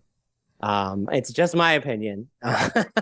Is I agree with it. big world, small geographical window. So 2 warring factions max that we're following. You can have 7 warring factions, but the window just needs to be small enough that we're only following one versus the other. 2 warring factions max, please. Big world, small cast window. Minimize your cast and eliminate those featured extras who have 1 line. No offense to anybody who is listening to this who is an extra for a living. I know you got to eat too. Big world, small mythology window. Please don't make us need a bestiary to follow along with all your creatures. 4 or 5 as magical creatures in your movie is enough. And then the last one, big world, small magic window. We don't have a grimoire. Minimize the magical objects and minimize the spells, and try to keep it to 1 magic system for your movie. Just for your movie. If you can fill the whiteboard with 9 other magic systems, but just for the sake of a single cinematic experience, 1 magic system is enough for the audience to try to figure out what the hell, how it works, you know? So, that's my... Listening to this wonderful breakdown, Jimmy, it occurs to me that while Willow fits everything you're saying, you know what, another movie that we've not done, and one day I hope we do, that fits kind of perfectly? Army of Darkness. Yeah, Army of Darkness fits a all lot. this stuff perfectly. It really does. I couldn't help but think about it as you were talking. Yeah, so I thanks for letting me do that little mini fantasy screenwriting lecture there. And no, it's good. Yeah. I mean, if anything, that's what feels right about Willow, to me at least. Mm-hmm. All that Because- stuff is simple. As I said, I'm the anti Jamie. No offense, Jamie, but like, I'm terrible at D&D, and all the details are why I hate it. Like maybe that's one of the reasons I stick to this movie quite a bit. Is because it kind of just pushes all that. Because you don't aside. have to challenge your brain enough as much as the other stuff. My brain is more challenged by the themes. How's that? That's good. Than it is by the details and the numbers and the spells and stuff. I'm not one of those people that find that interesting. But yeah, so that's you're good. You're good, right? I gotta assume you're done, right? I mean, I talked for like 25 minutes on that topic. Yeah, that was great. The next section that I wanted to talk about, I was trying to figure out the things that I didn't really particularly like about the middle section of this movie. Okay. And it led me to a thing that I've seen before, which is kind of the problems with like Quest and Road Trip and Golden Fleece movies in general, is that people set out into a world that they don't know and they have random encounters. And that's kind of the thing, right? It's kind of like the Wizard of Oz is almost an example of that. Like she walks around and yes, a tree talks. And then a scarecrow is there. And then, it's just all kind of random and you could shuffle it in almost any order. Talks. Yeah. As far as things happen. And I think Willow, the one thing Willow does, I think it recognizes this problem. And one of the ways you can fix that, and I thought this is one of the positives Willow has in this regard, was by giving superior knowledge of what the villain's up to. So if you can show us the villain on the hunt, I think Lord of the Rings has a similar Fellowship. So you have to do overtime work on showing us that this villain is going to show up and they are on the tail. So while they're having these random encounters, the villain's about to show up. Yeah, there's tension. There's a ticking clock towards their collision for sure. Yeah. Yeah. And because what happens is you end up in a lot of these Golden Fleece, and this is a movie, and Lord of the Rings has similar, you end up with kind of these montagey walking scenes, like, they're walking up the mountain, they're walking on the trail. I think the one thing that stuck out in this movie is it takes a long time. It kind of gives you a fake out a little bit. And I do think it's a very elegant fake out, right? So they make this big deal of gathering the team and you're going and you're taking the jerk guy with you, the jerk mayor. We're giving you the best warrior and we're doing all this stuff. And then they go out on an adventure and their adventure just consists of walking. And then they get to Mad Mardigan and they're like, all those people go home. They're like, it was like a waste of time almost in some ways. Another movie might have had a couple adventures with those people before, and Mad Mardigan might have been the midpoint. But the reality is they wanted Mad Mardigan to be the team. So they build the team after they give up on those other guys. There's no fire scene with just the Nelwyn. Yeah, you know what I mean? Like they don't come together at all emotionally. Yeah. So this was the area where I thought the movie gets a little clunky, and then on top of that, when he finally gives Mad Mardigan the baby, 2 seconds later, and the baby's kidnapped, and here he is, he's right over my head. And it's all of that to me was kind of the clunky side of this movie, and it's all in that little section, because then he needs to talk to Galadriel or whoever that woman is that talks to him and says, go to the place and do the thing. And that's really the break into two. So there's almost all this like weird, but that happens really late into the movie. That's 43 minutes, Jamie. 43 minutes. In a simple movie, and not a Lord of the Rings movie, a simple movie, it's 45 minutes in. I'm not sure I can defend it completely from a writing standpoint, like you're saying, Jamie. Yeah. But I really love the fact that they leave the baby with Mad Mardigan, and then the very next scene, the baby's being carried by a bird away. Like that's how incompetent he is with something. It's almost like a character moment that he's not even a present for. And a good joke, by the way. It's a good joke. It's a good joke. I think I might like it better, but even when I was 16 years old, I couldn't stand the brownies. I just couldn't stand them. I mean, you like Kevin Pollak? I can't believe that's Kevin Pollak doing that, by the way. But yeah, the brownies are like the one thing. If you could give me a version of this movie where you erase them, I would like the movie much better. I hope they're not in the new series. They are. Oh no! I don't think they're on the whole journey. So they're just like they're probably a stop. It's a callback. I was like, the one thing they must have realized was how bad this brownies thing is. I like the brownies. I don't know. I think they're the Jar Jar Binks of Willow. I'll give you that. So Anyway, so that doesn't help that they're part of the kidnapping the baby, because I'm like, no, I hate these characters. But anyway, these are some of the dangers. I think Willow really kind of needs I mean, not to say it needs a fix, but I think that's the problem. Like, I'm so much like, oh, they're just starting the journey. Nothing happens. It meanders a lot from the hero's perspective. Yeah. I agree. I like the whole idea of giving him the baby, but like 2 seconds after they said, let's not give him the baby, they're convinced to give him the baby. And it's just, it gets a bit messy around that area.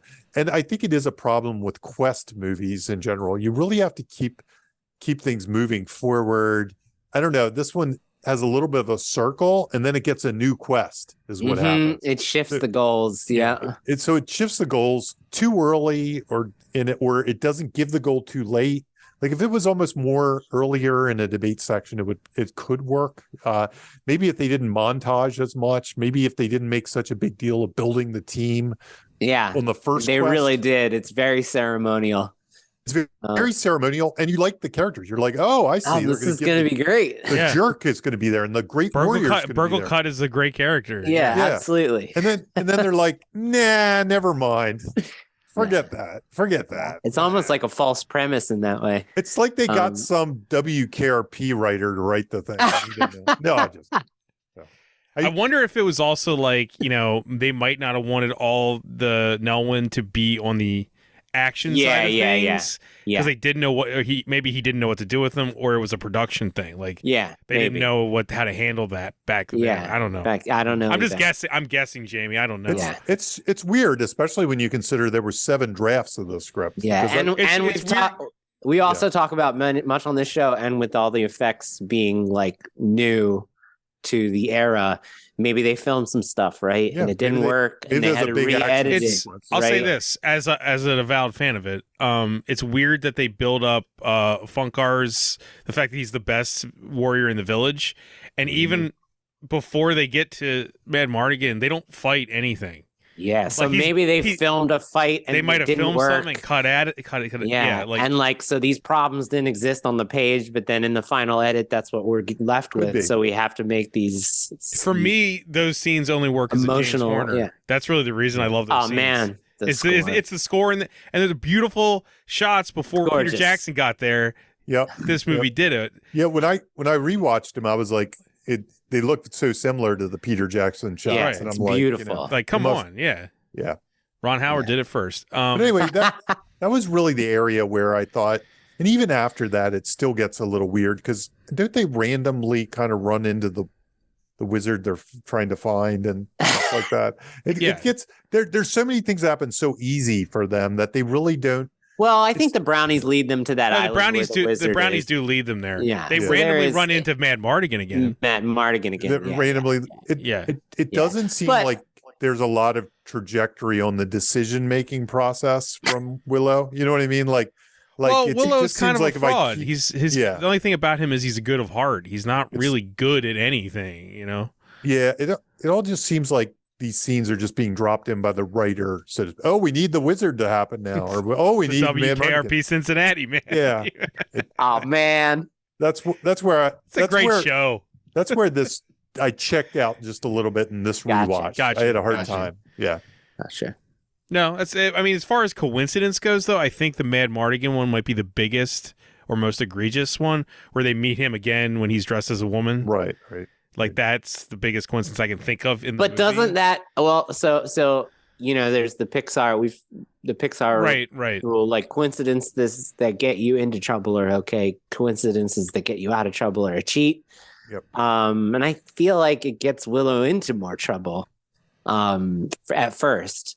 Right, like, I mean, that's at first, but you could argue that if they didn't have Mad Mardigan along, then they wouldn't have gotten out of trouble in the long run. Yeah. So you're right. Maybe it like cancels itself out. Right, it doesn't bother me, but I think that it's a bit. If Jamie's pointing out good and bad, it's convenient, is what you're saying, right? Yeah, Jamie?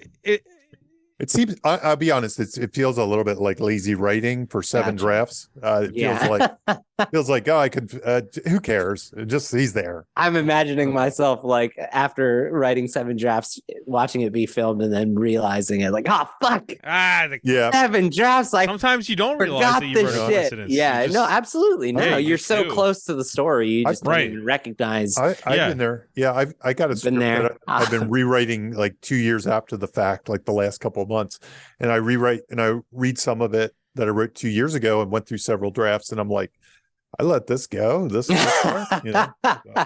They just find the movie's thing. Yeah. Okay, the next thing we'll talk about is good news, bad news. This is something we've talked about on other episodes before. Most importantly, Jamie's favorite movie, Raiders of the Lost Ark, and I think one of our best episodes is Solo, because we're the podcast that likes Solo. That's Love. Yes. We're the podcast that uniformly loved Solo, Mhm. and I feel like there's this like spiritual connection here because you got the Lawrence Kasdan and the John Kasdan of those movies, and the Willow series exists because of John Kasdan and his love for this movie we're talking about.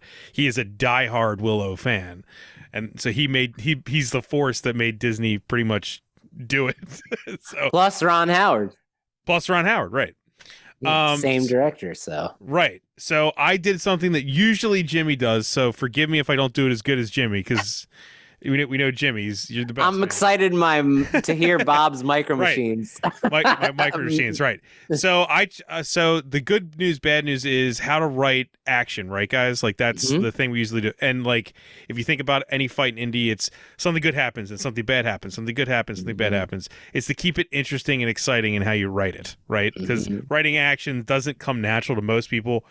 I would have never thought of this kind of thing before doing the show, to be honest. That's with awesome. you guys. Like I would have never. I've watched those movies. I've watched every indie movie how many times, and I would have never thought of this technique. So if you remember the horse cart chase in Willow, I tracked the whole horse cart chase for good news, bad news. Hell yeah. So let me just put this here. Okay. Good news. Everyone made it onto the cart with varying degrees of difficulty. Bad news. They're gaining on them, and a soldier leaps onto the cart. Laura Dannon is closer to danger than ever. Good news. Mad Mardigan dodges an arrow, finds a weapon, and knocks the guy off. Bad news. There's still more soldiers on their tail, and another leaps on to fight Mad Mardigan. Good news. Mad Mardigan is still holding his own against the soldier. Bad news. The horses pulling the cart are running wildly out of control. Good news. Willow realizes he's small enough to climb under the seat and grab the horse's reins. Bad news. The soldier now has Mad Mardigan by the neck, almost pushing him off the cart. Good news. Willow can almost see the horse's reins, but it's just past his arm's length. Bad news. They are about to hit a giant fallen tree in the road at full speed. Good news. Rolling over the tree frees Mad Mardigan from the grasp of the soldier.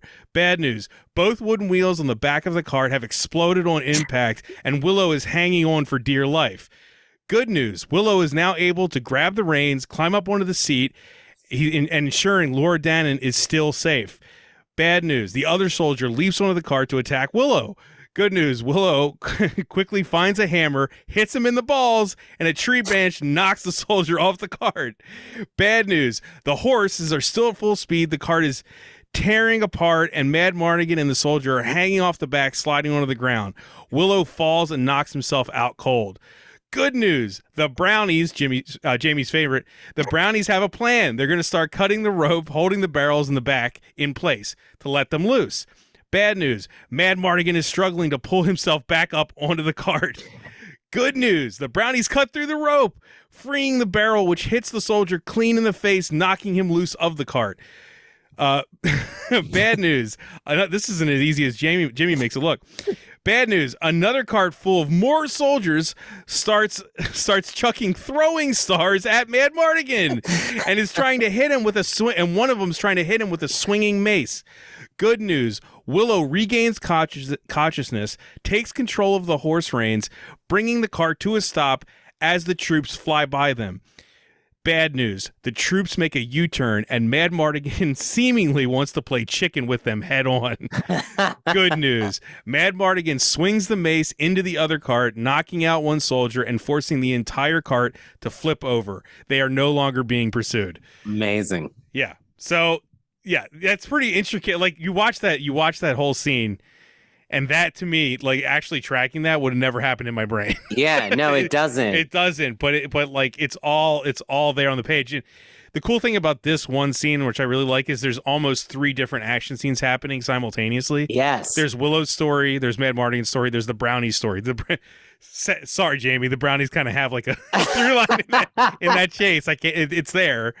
But yeah, it's actually a really complex scene, and that's why it's so exciting the whole time. Mm-hmm. Yeah. And I think that, like, it's, again, staring at the blank page, right? You got a scene, and you know how the scene starts.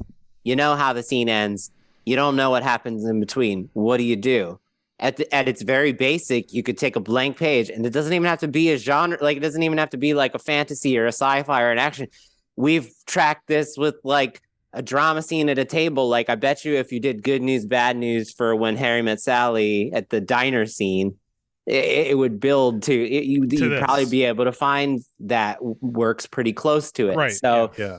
it's a great way to like make the scenes constantly shifting and changing and interesting. When I read, and I've read novels and screenplays that from new writers and people, aspiring writers, and the opposite of this I see all the time. So it's like the wagon chase begins. The bad guys are closing in. Mad Mardigan draws his sword, cuts a tree branch. It falls in front of the other wagon. The end.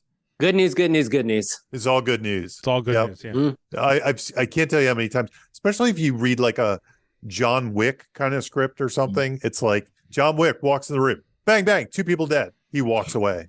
And it's like, okay, that's it. And the same thing can be said if it's all bad news. Bad news, bad news, bad news. That's not emotionally satisfying. Bad news, good news, bad news, worse news. That is, if you want to go lean to the bad, I think, like we pointed out, the beginning chase of Solo was the one you broke down. I always think of the tank chase in Last Crusade. That always, I love that one. That always feels like with this, for the example of this, to me, that's what speaks to it the most. As a kid, for whatever reason, I rewatched as an aspiring wannabe filmmaker, the tank chase in Last Crusade was probably the single piece of film I rewatched more than any other piece of film of anything. Wow. Yeah, that one chase. I would rewatch it over and over and over and over and over. It's got everything. I think I did the Death Star trench, but we ran out of time on our Star Wars episode. But I think I did a good news, bad news for the Death Star trench, and it's there. Good news, bad news technique. Yeah. Yeah. I was going to say the master of this, in my opinion, is Spielberg. Yeah. But it's not like this is, I think this it's is not exclusive to him. It's not exclusive to him. It's just for exciting scenes, interesting scenes. Yeah. For better or worse, because I've only really seen Tintin and snippets. Like, that thing's full of it because it's animated. Oh yeah, I love Tintin, but he goes all out on that. Like, he milks those scenes for like every good news, bad news he can possibly. Just if you want to see, the one I'd recommend is the airplane scene in Tintin that has this in spades. Mm-hmm. It's great. I love it.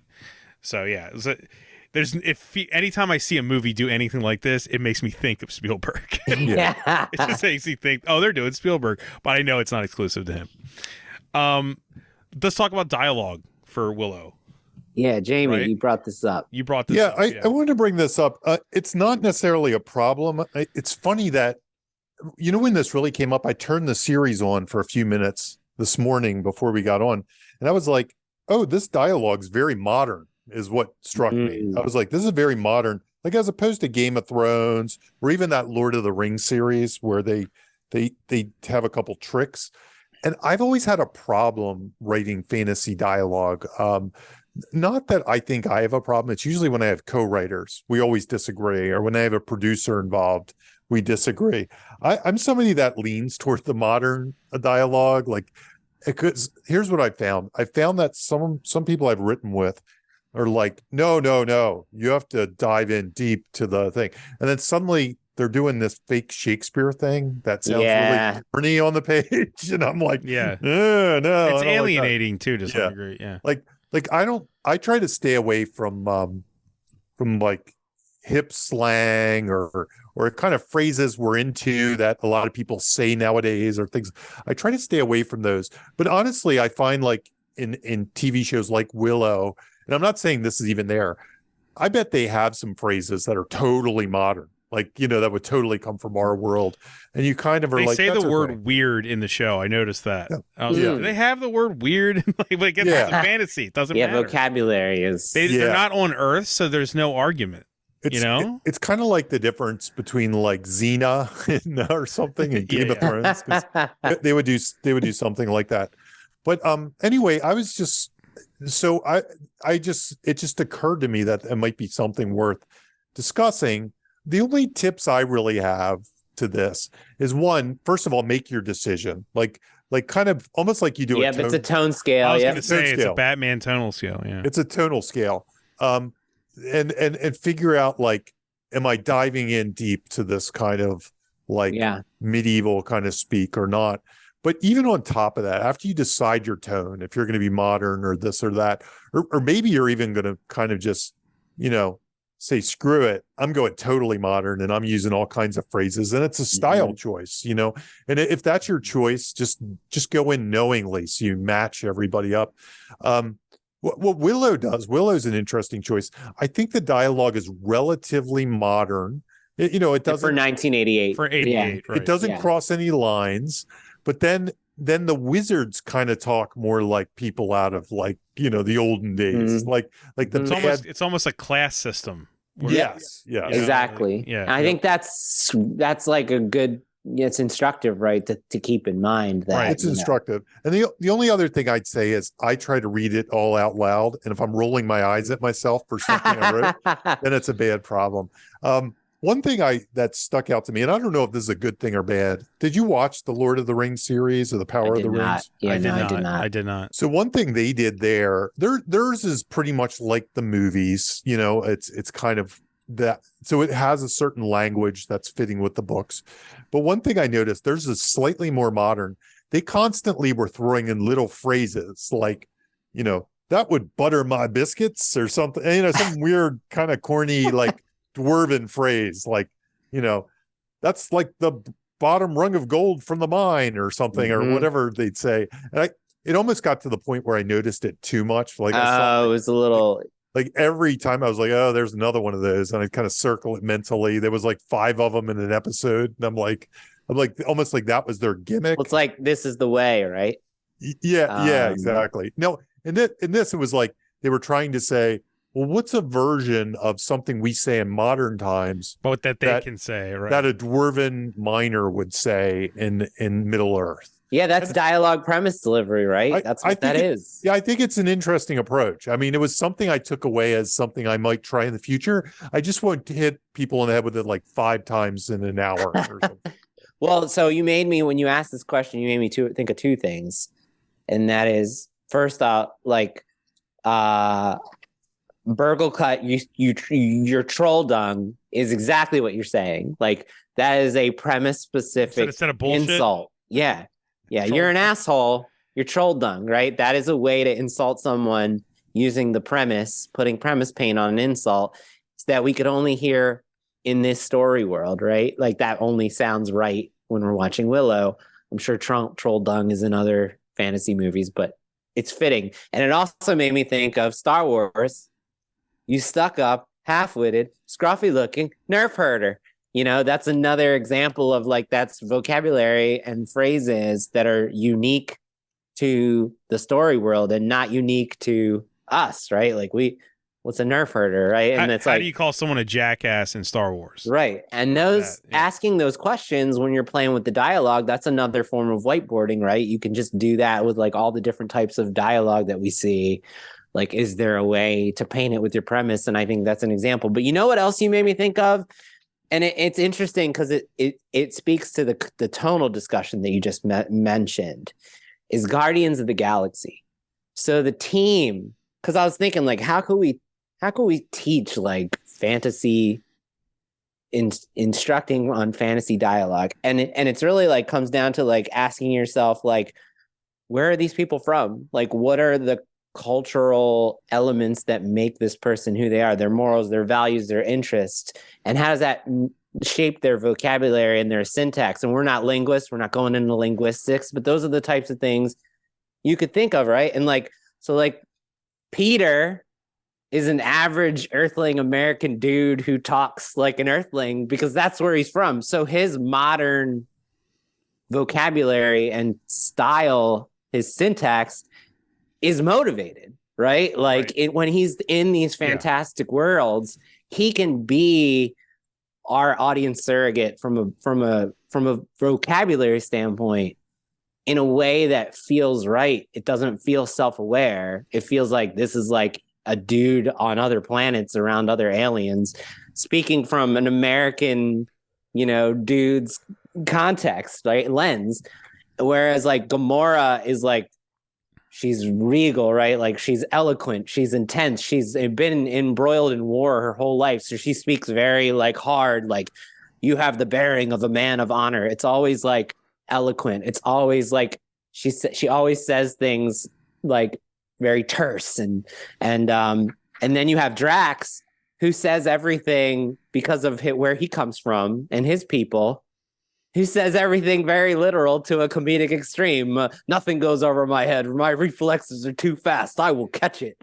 Like he speaks that way because that is like specific to where he comes from and how those people experience life. And then you have Groot who just says one sentence over and over again. Right. And it means all different things. And I don't know, Guardians of the Galaxy, I never really thought about how it's really instructive in the voices themselves and how they like make the world feel more, how they make that big world, small window, like how they use that to a really unique way. So I don't know what the lesson is there, but I think that does a good job of what you're speaking to, Jamie.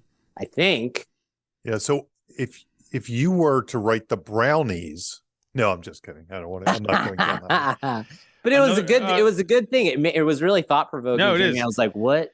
Also, another one to think about might be A Knight's Tale, which it's not just even with the dialogue. That's a tonal thing, right? It's a tonal thing with the music. Yeah. Which they're doing with Willow too. There's some modern music cues. Oh, interesting. In the credits, so they're kind of leaning in that direction. But this doesn't take place on Earth, so it's different. They can do that. It's an interesting topic. Very. Untrustworthy allies. All right, so since we're leaning into new, this is mine. And I'll try to fly through this. I'm sorry. The only time we talked about this, if anybody likes this topic and wants to hear it used in another movie, we talked about this on the Mission Impossible. Is it six episode? Fallout. Mission Impossible Fallout. We talked about untrustworthy allies, and we haven't talked about it since. So I felt like that was one of the strengths of this movie. To when Jamie pointed out, there's a lot of meandering. I agree, but how they make up for it, in my opinion, is there's a lot of tension created around untrustworthy allies.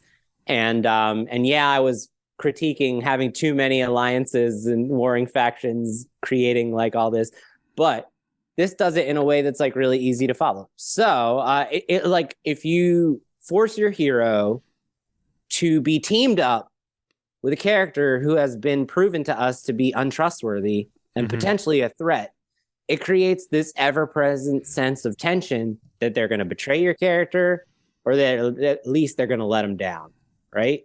So this movie does a great job of constantly forcing Willow to be teamed up with people who are untrustworthy allies. So it makes you feel like, oh God, I hope they don't let him down. I hope they don't betray him. The whole time there's this underneath the surface. That's a question. That's an outcome you're fearing. And that's writing. That's craft. So first, Willow gets forced to team up with Burglecut, who has been shown for the entire setup to be the biggest asshole and threat to Willow in his world, right? So like, and of course, Burglecut does let him down. He abandons him, right? So our feared outcome there comes true. So that the fact that we fear he's going to do that and he does, that makes every untrustworthy ally that comes next even more impactful. So, yeah, Jamie. I'm just kidding. So then Willow has to put his faith and trust in Mad Mardigan and ask him to take care of the baby. And what happens? Mad Mardigan lets him down. He has to put his faith in an untrustworthy ally, and Mad Mardigan lets him down. Another feared outcome that we have for Willow comes true. Then Willow is forced to team up with the Brownies, Frangine and Rule, who literally just tied him up and stole the baby. So again, as he's going on this new quest with a new goal, and they're supposed to guide him, you're going, well, like the clock is ticking for them to either fuck up and let him down or for them to betray him. Right. So it creates this tension. And ultimately, like, they stay loyal, but they do a few things along the way that make his quest harder because they are untrustworthy allies. And they're not of as good heart as him. Then Willow is forced to put his faith in Mad Mardigan again. And eventually Mad Mardigan is captured, and the bad guys come back with Mad Mardigan and capture the baby. So again, he's forced to put his trust in that guy, and he lets him down again. Then Willow and Mad Mardigan are forced to team up with Eric, the soldier, the leader of that army, who literally ignored their strife earlier in the movie, showed us he didn't care about either of them, and left Mad Mardigan for dead. So it's another untrustworthy ally. And then Willow and Mad Mardigan are forced to team up with Sorsha at the castle. And there's this, like, she's the one that is the most untrustworthy of the whole movie, in that, like, she's been chasing the baby the whole time. So the clock is ticking. You're like, is she going to betray them? Is she going to let them down? And she ultimately doesn't, and proves that she is, like, on their side. But it creates this tension through that whole climax. Like, is she going to turn back to bad? Is she going to hurt him? So I think this is just a great example of how they're constantly putting Willow, they're forcing him to put his trust in people who have been shown to be threats to Willow. With the exception of Finn Rizal, like, everyone seems untrustworthy. You're right. Everyone seems untrustworthy. And so that creates this constant tension. So even while they might be meandering, they're not, like, super goal driven at times. That tension is still there, that this person's going to betray Willow or let him down or become some sort of escalated threat.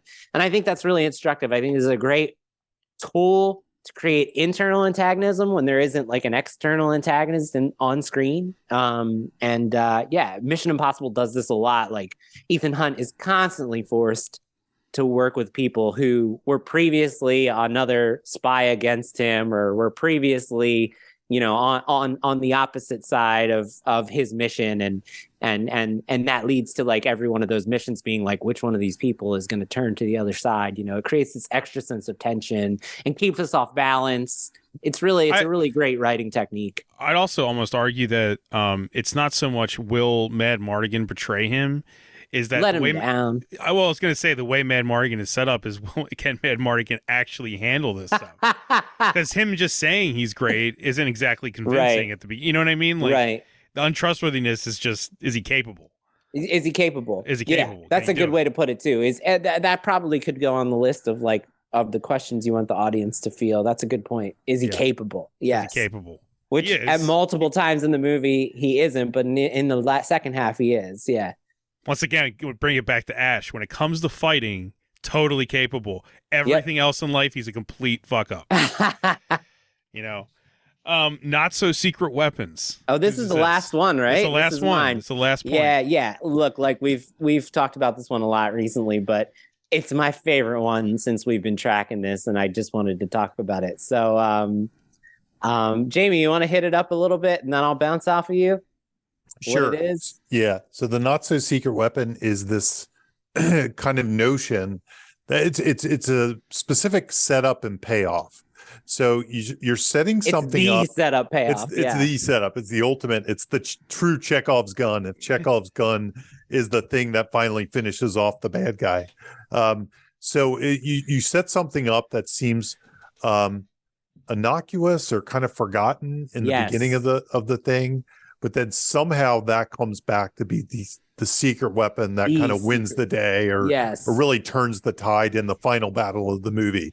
And some examples, Some of them can just be ideas. They're not so much like physical weapons, though sometimes they can be physical weapons as well. So the loader in Aliens might be one. Crossing the streams in Ghostbusters. Use the Force in Star Wars could be one as well. Yeah, in the mud camouflage in Predator. Yep. Dead and Buried alt verse Doctor Strange in Spider-Man No Way Home is like an amazing one. No, you mean Multiverse of Madness? Multiverse, yeah. Multiverse of one Madness. One of those Marvel ones. Yeah. One of those 27 MCU movies or whatever it is. The well camera in Nope. Yep. And recently the black phone, the phone itself is he's there like, how are we going to defeat him? You're going to use a weapon, not just any weapon, the not so secret weapon, the fucking black phone itself. Can I guess what you're going to say the one is here? Well, you know it. It's obvious. Go ahead, Bob.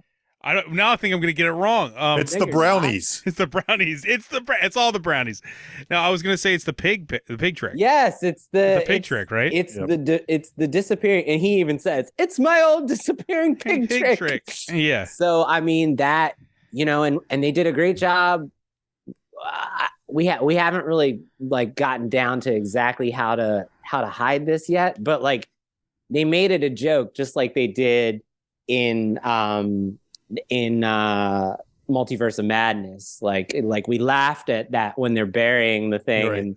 and the idea is the setup, make the setup a joke, right? And the setup is a joke, just like when you bury exposition with a joke, it works better. Like here, like it was shown as like we saw in the setup, he performed this trick and it went really poorly. And everyone laughed at him, and so it feels like a joke, right? And then he also messed it up. He didn't do it right. Right? So it doesn't feel like something's going to come back. But it's an amazing, like, how do you beat a sorceress when you're not a sorcerer? It's also in the moment in the scene, it's thematically just great because she's like ridiculing him for not having any magic, and then he defeats her with this trick that's not magic. Yeah, no, and I honestly think like as we've been doing this, so we've only started doing this about like 20 episodes in. I mean, sorry, like the last 20 episodes we started adding this in. And I really feel like it is a necessary ingredient to a cheeseburger. Like I think it's part of the cheeseburger equation, like Jamie in the Save the Cat. It's dig down deep, remove the shard, and use the not so secret weapon to achieve the goal. It's like this extra little part. It's like it's usually in that moment of growth and change where the person like overcomes their inner problems, and then they're like, I'm going to use the not so secret weapon now that I've overcome my internal problems and arced, like Luke using the Force, right? So I think what you just pointed out, Bob, is like the reason it works, right? Like it's the reason it feels like such a powerful moment because it's showing us, it's proving to us that he believes in himself. Where when we saw it before, he didn't believe in himself and he was a laughing stock. So yeah, it's a great example of this, and it's like one of my favorites. It's a great on-screen way to show his confidence and how he's changed and everything. Yeah, so it's a great moment. Yeah. Oh, I think that's everything. That's our. This was epic. This was an epic episode. Yeah, this was a whole episode where we're saying make your stuff less complicated. That was extremely complicated. Yeah. This was Jimmy's hero's journey. Yeah, my hero. Oh my God. You tell us, how has Jimmy changed since the beginning? Yeah, how is he different? What was his not so secret weapon? My notes sheet. Yeah. Did you guys? I know, as we always say, buy Jamie's books. Jimmy, did, obviously, if you need a script consulted on, get the. Oh, if we're going to talk about that, I will say so. It is December 1st right now. I am filling up fast in 2023. My next opening is 180 days away. I'm very good problems. I'm very fortunate. So my next opening is the third week of May 2023, and this is December 2022 when we're recording this.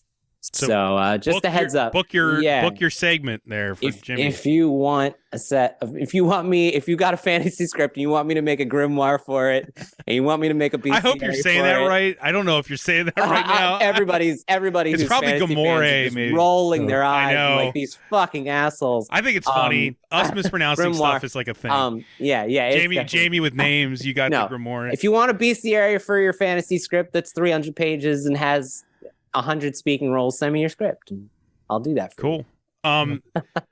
Also, like I've said this before, if you want to help me out, this has all been done. I've been doing this out of pocket forever. So if you want to help me out, patreon.com/BobRoseSucks. And if I could just name, I actually, because of how stuff has been going, I actually have 1, 2, 3, 4, 5 patrons right now. Hell yeah. And we're close to paying for Zoom almost monthly. Amazing. We're close to paying for Zoom. I'm just going to say a thank you to Amanda Story, Mike Walls, Eric Smythe, David Crispino, and Eddie Hodges. They've all been listeners to most of my podcasts, but definitely Writers Blockbusters. So thank you so much to all of them. It just means a lot that they would even help me out here. So yeah. I appreciate it. And a whole bunch of people have started leaving us reviews on Apple Podcasts. Yeah, that's the next thing I was going to say. Leave us a review on Apple Podcasts if you can. I can't believe how many we've accrued so far. It's great. Yeah, the new feed, right? Writers Blockbusters Screenwriting Podcast, not Thundergrunt, because we're leaving Thundergrunt. Yeah, we're leaving Thundergrunt. So please, do it on the new feed. Don't do it on that. And and also we got thank you. And I was gonna say the last thing today. It's just a lot of stuff. John DeCampos of Ghost Bat @_Ghost_Bat on Instagram. He made us our new show logo, which is I guess we're calling him Scriptiana Jones. I don't know if that was Jamie, if you want to say no, we'll listen. I mean, we can change it if you want. No, I tried to brainstorm a better name and I couldn't come up with it.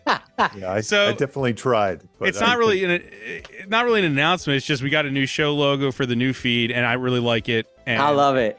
Thank you, John. If you're a fan of it, look him up. He's for hire. He does great work.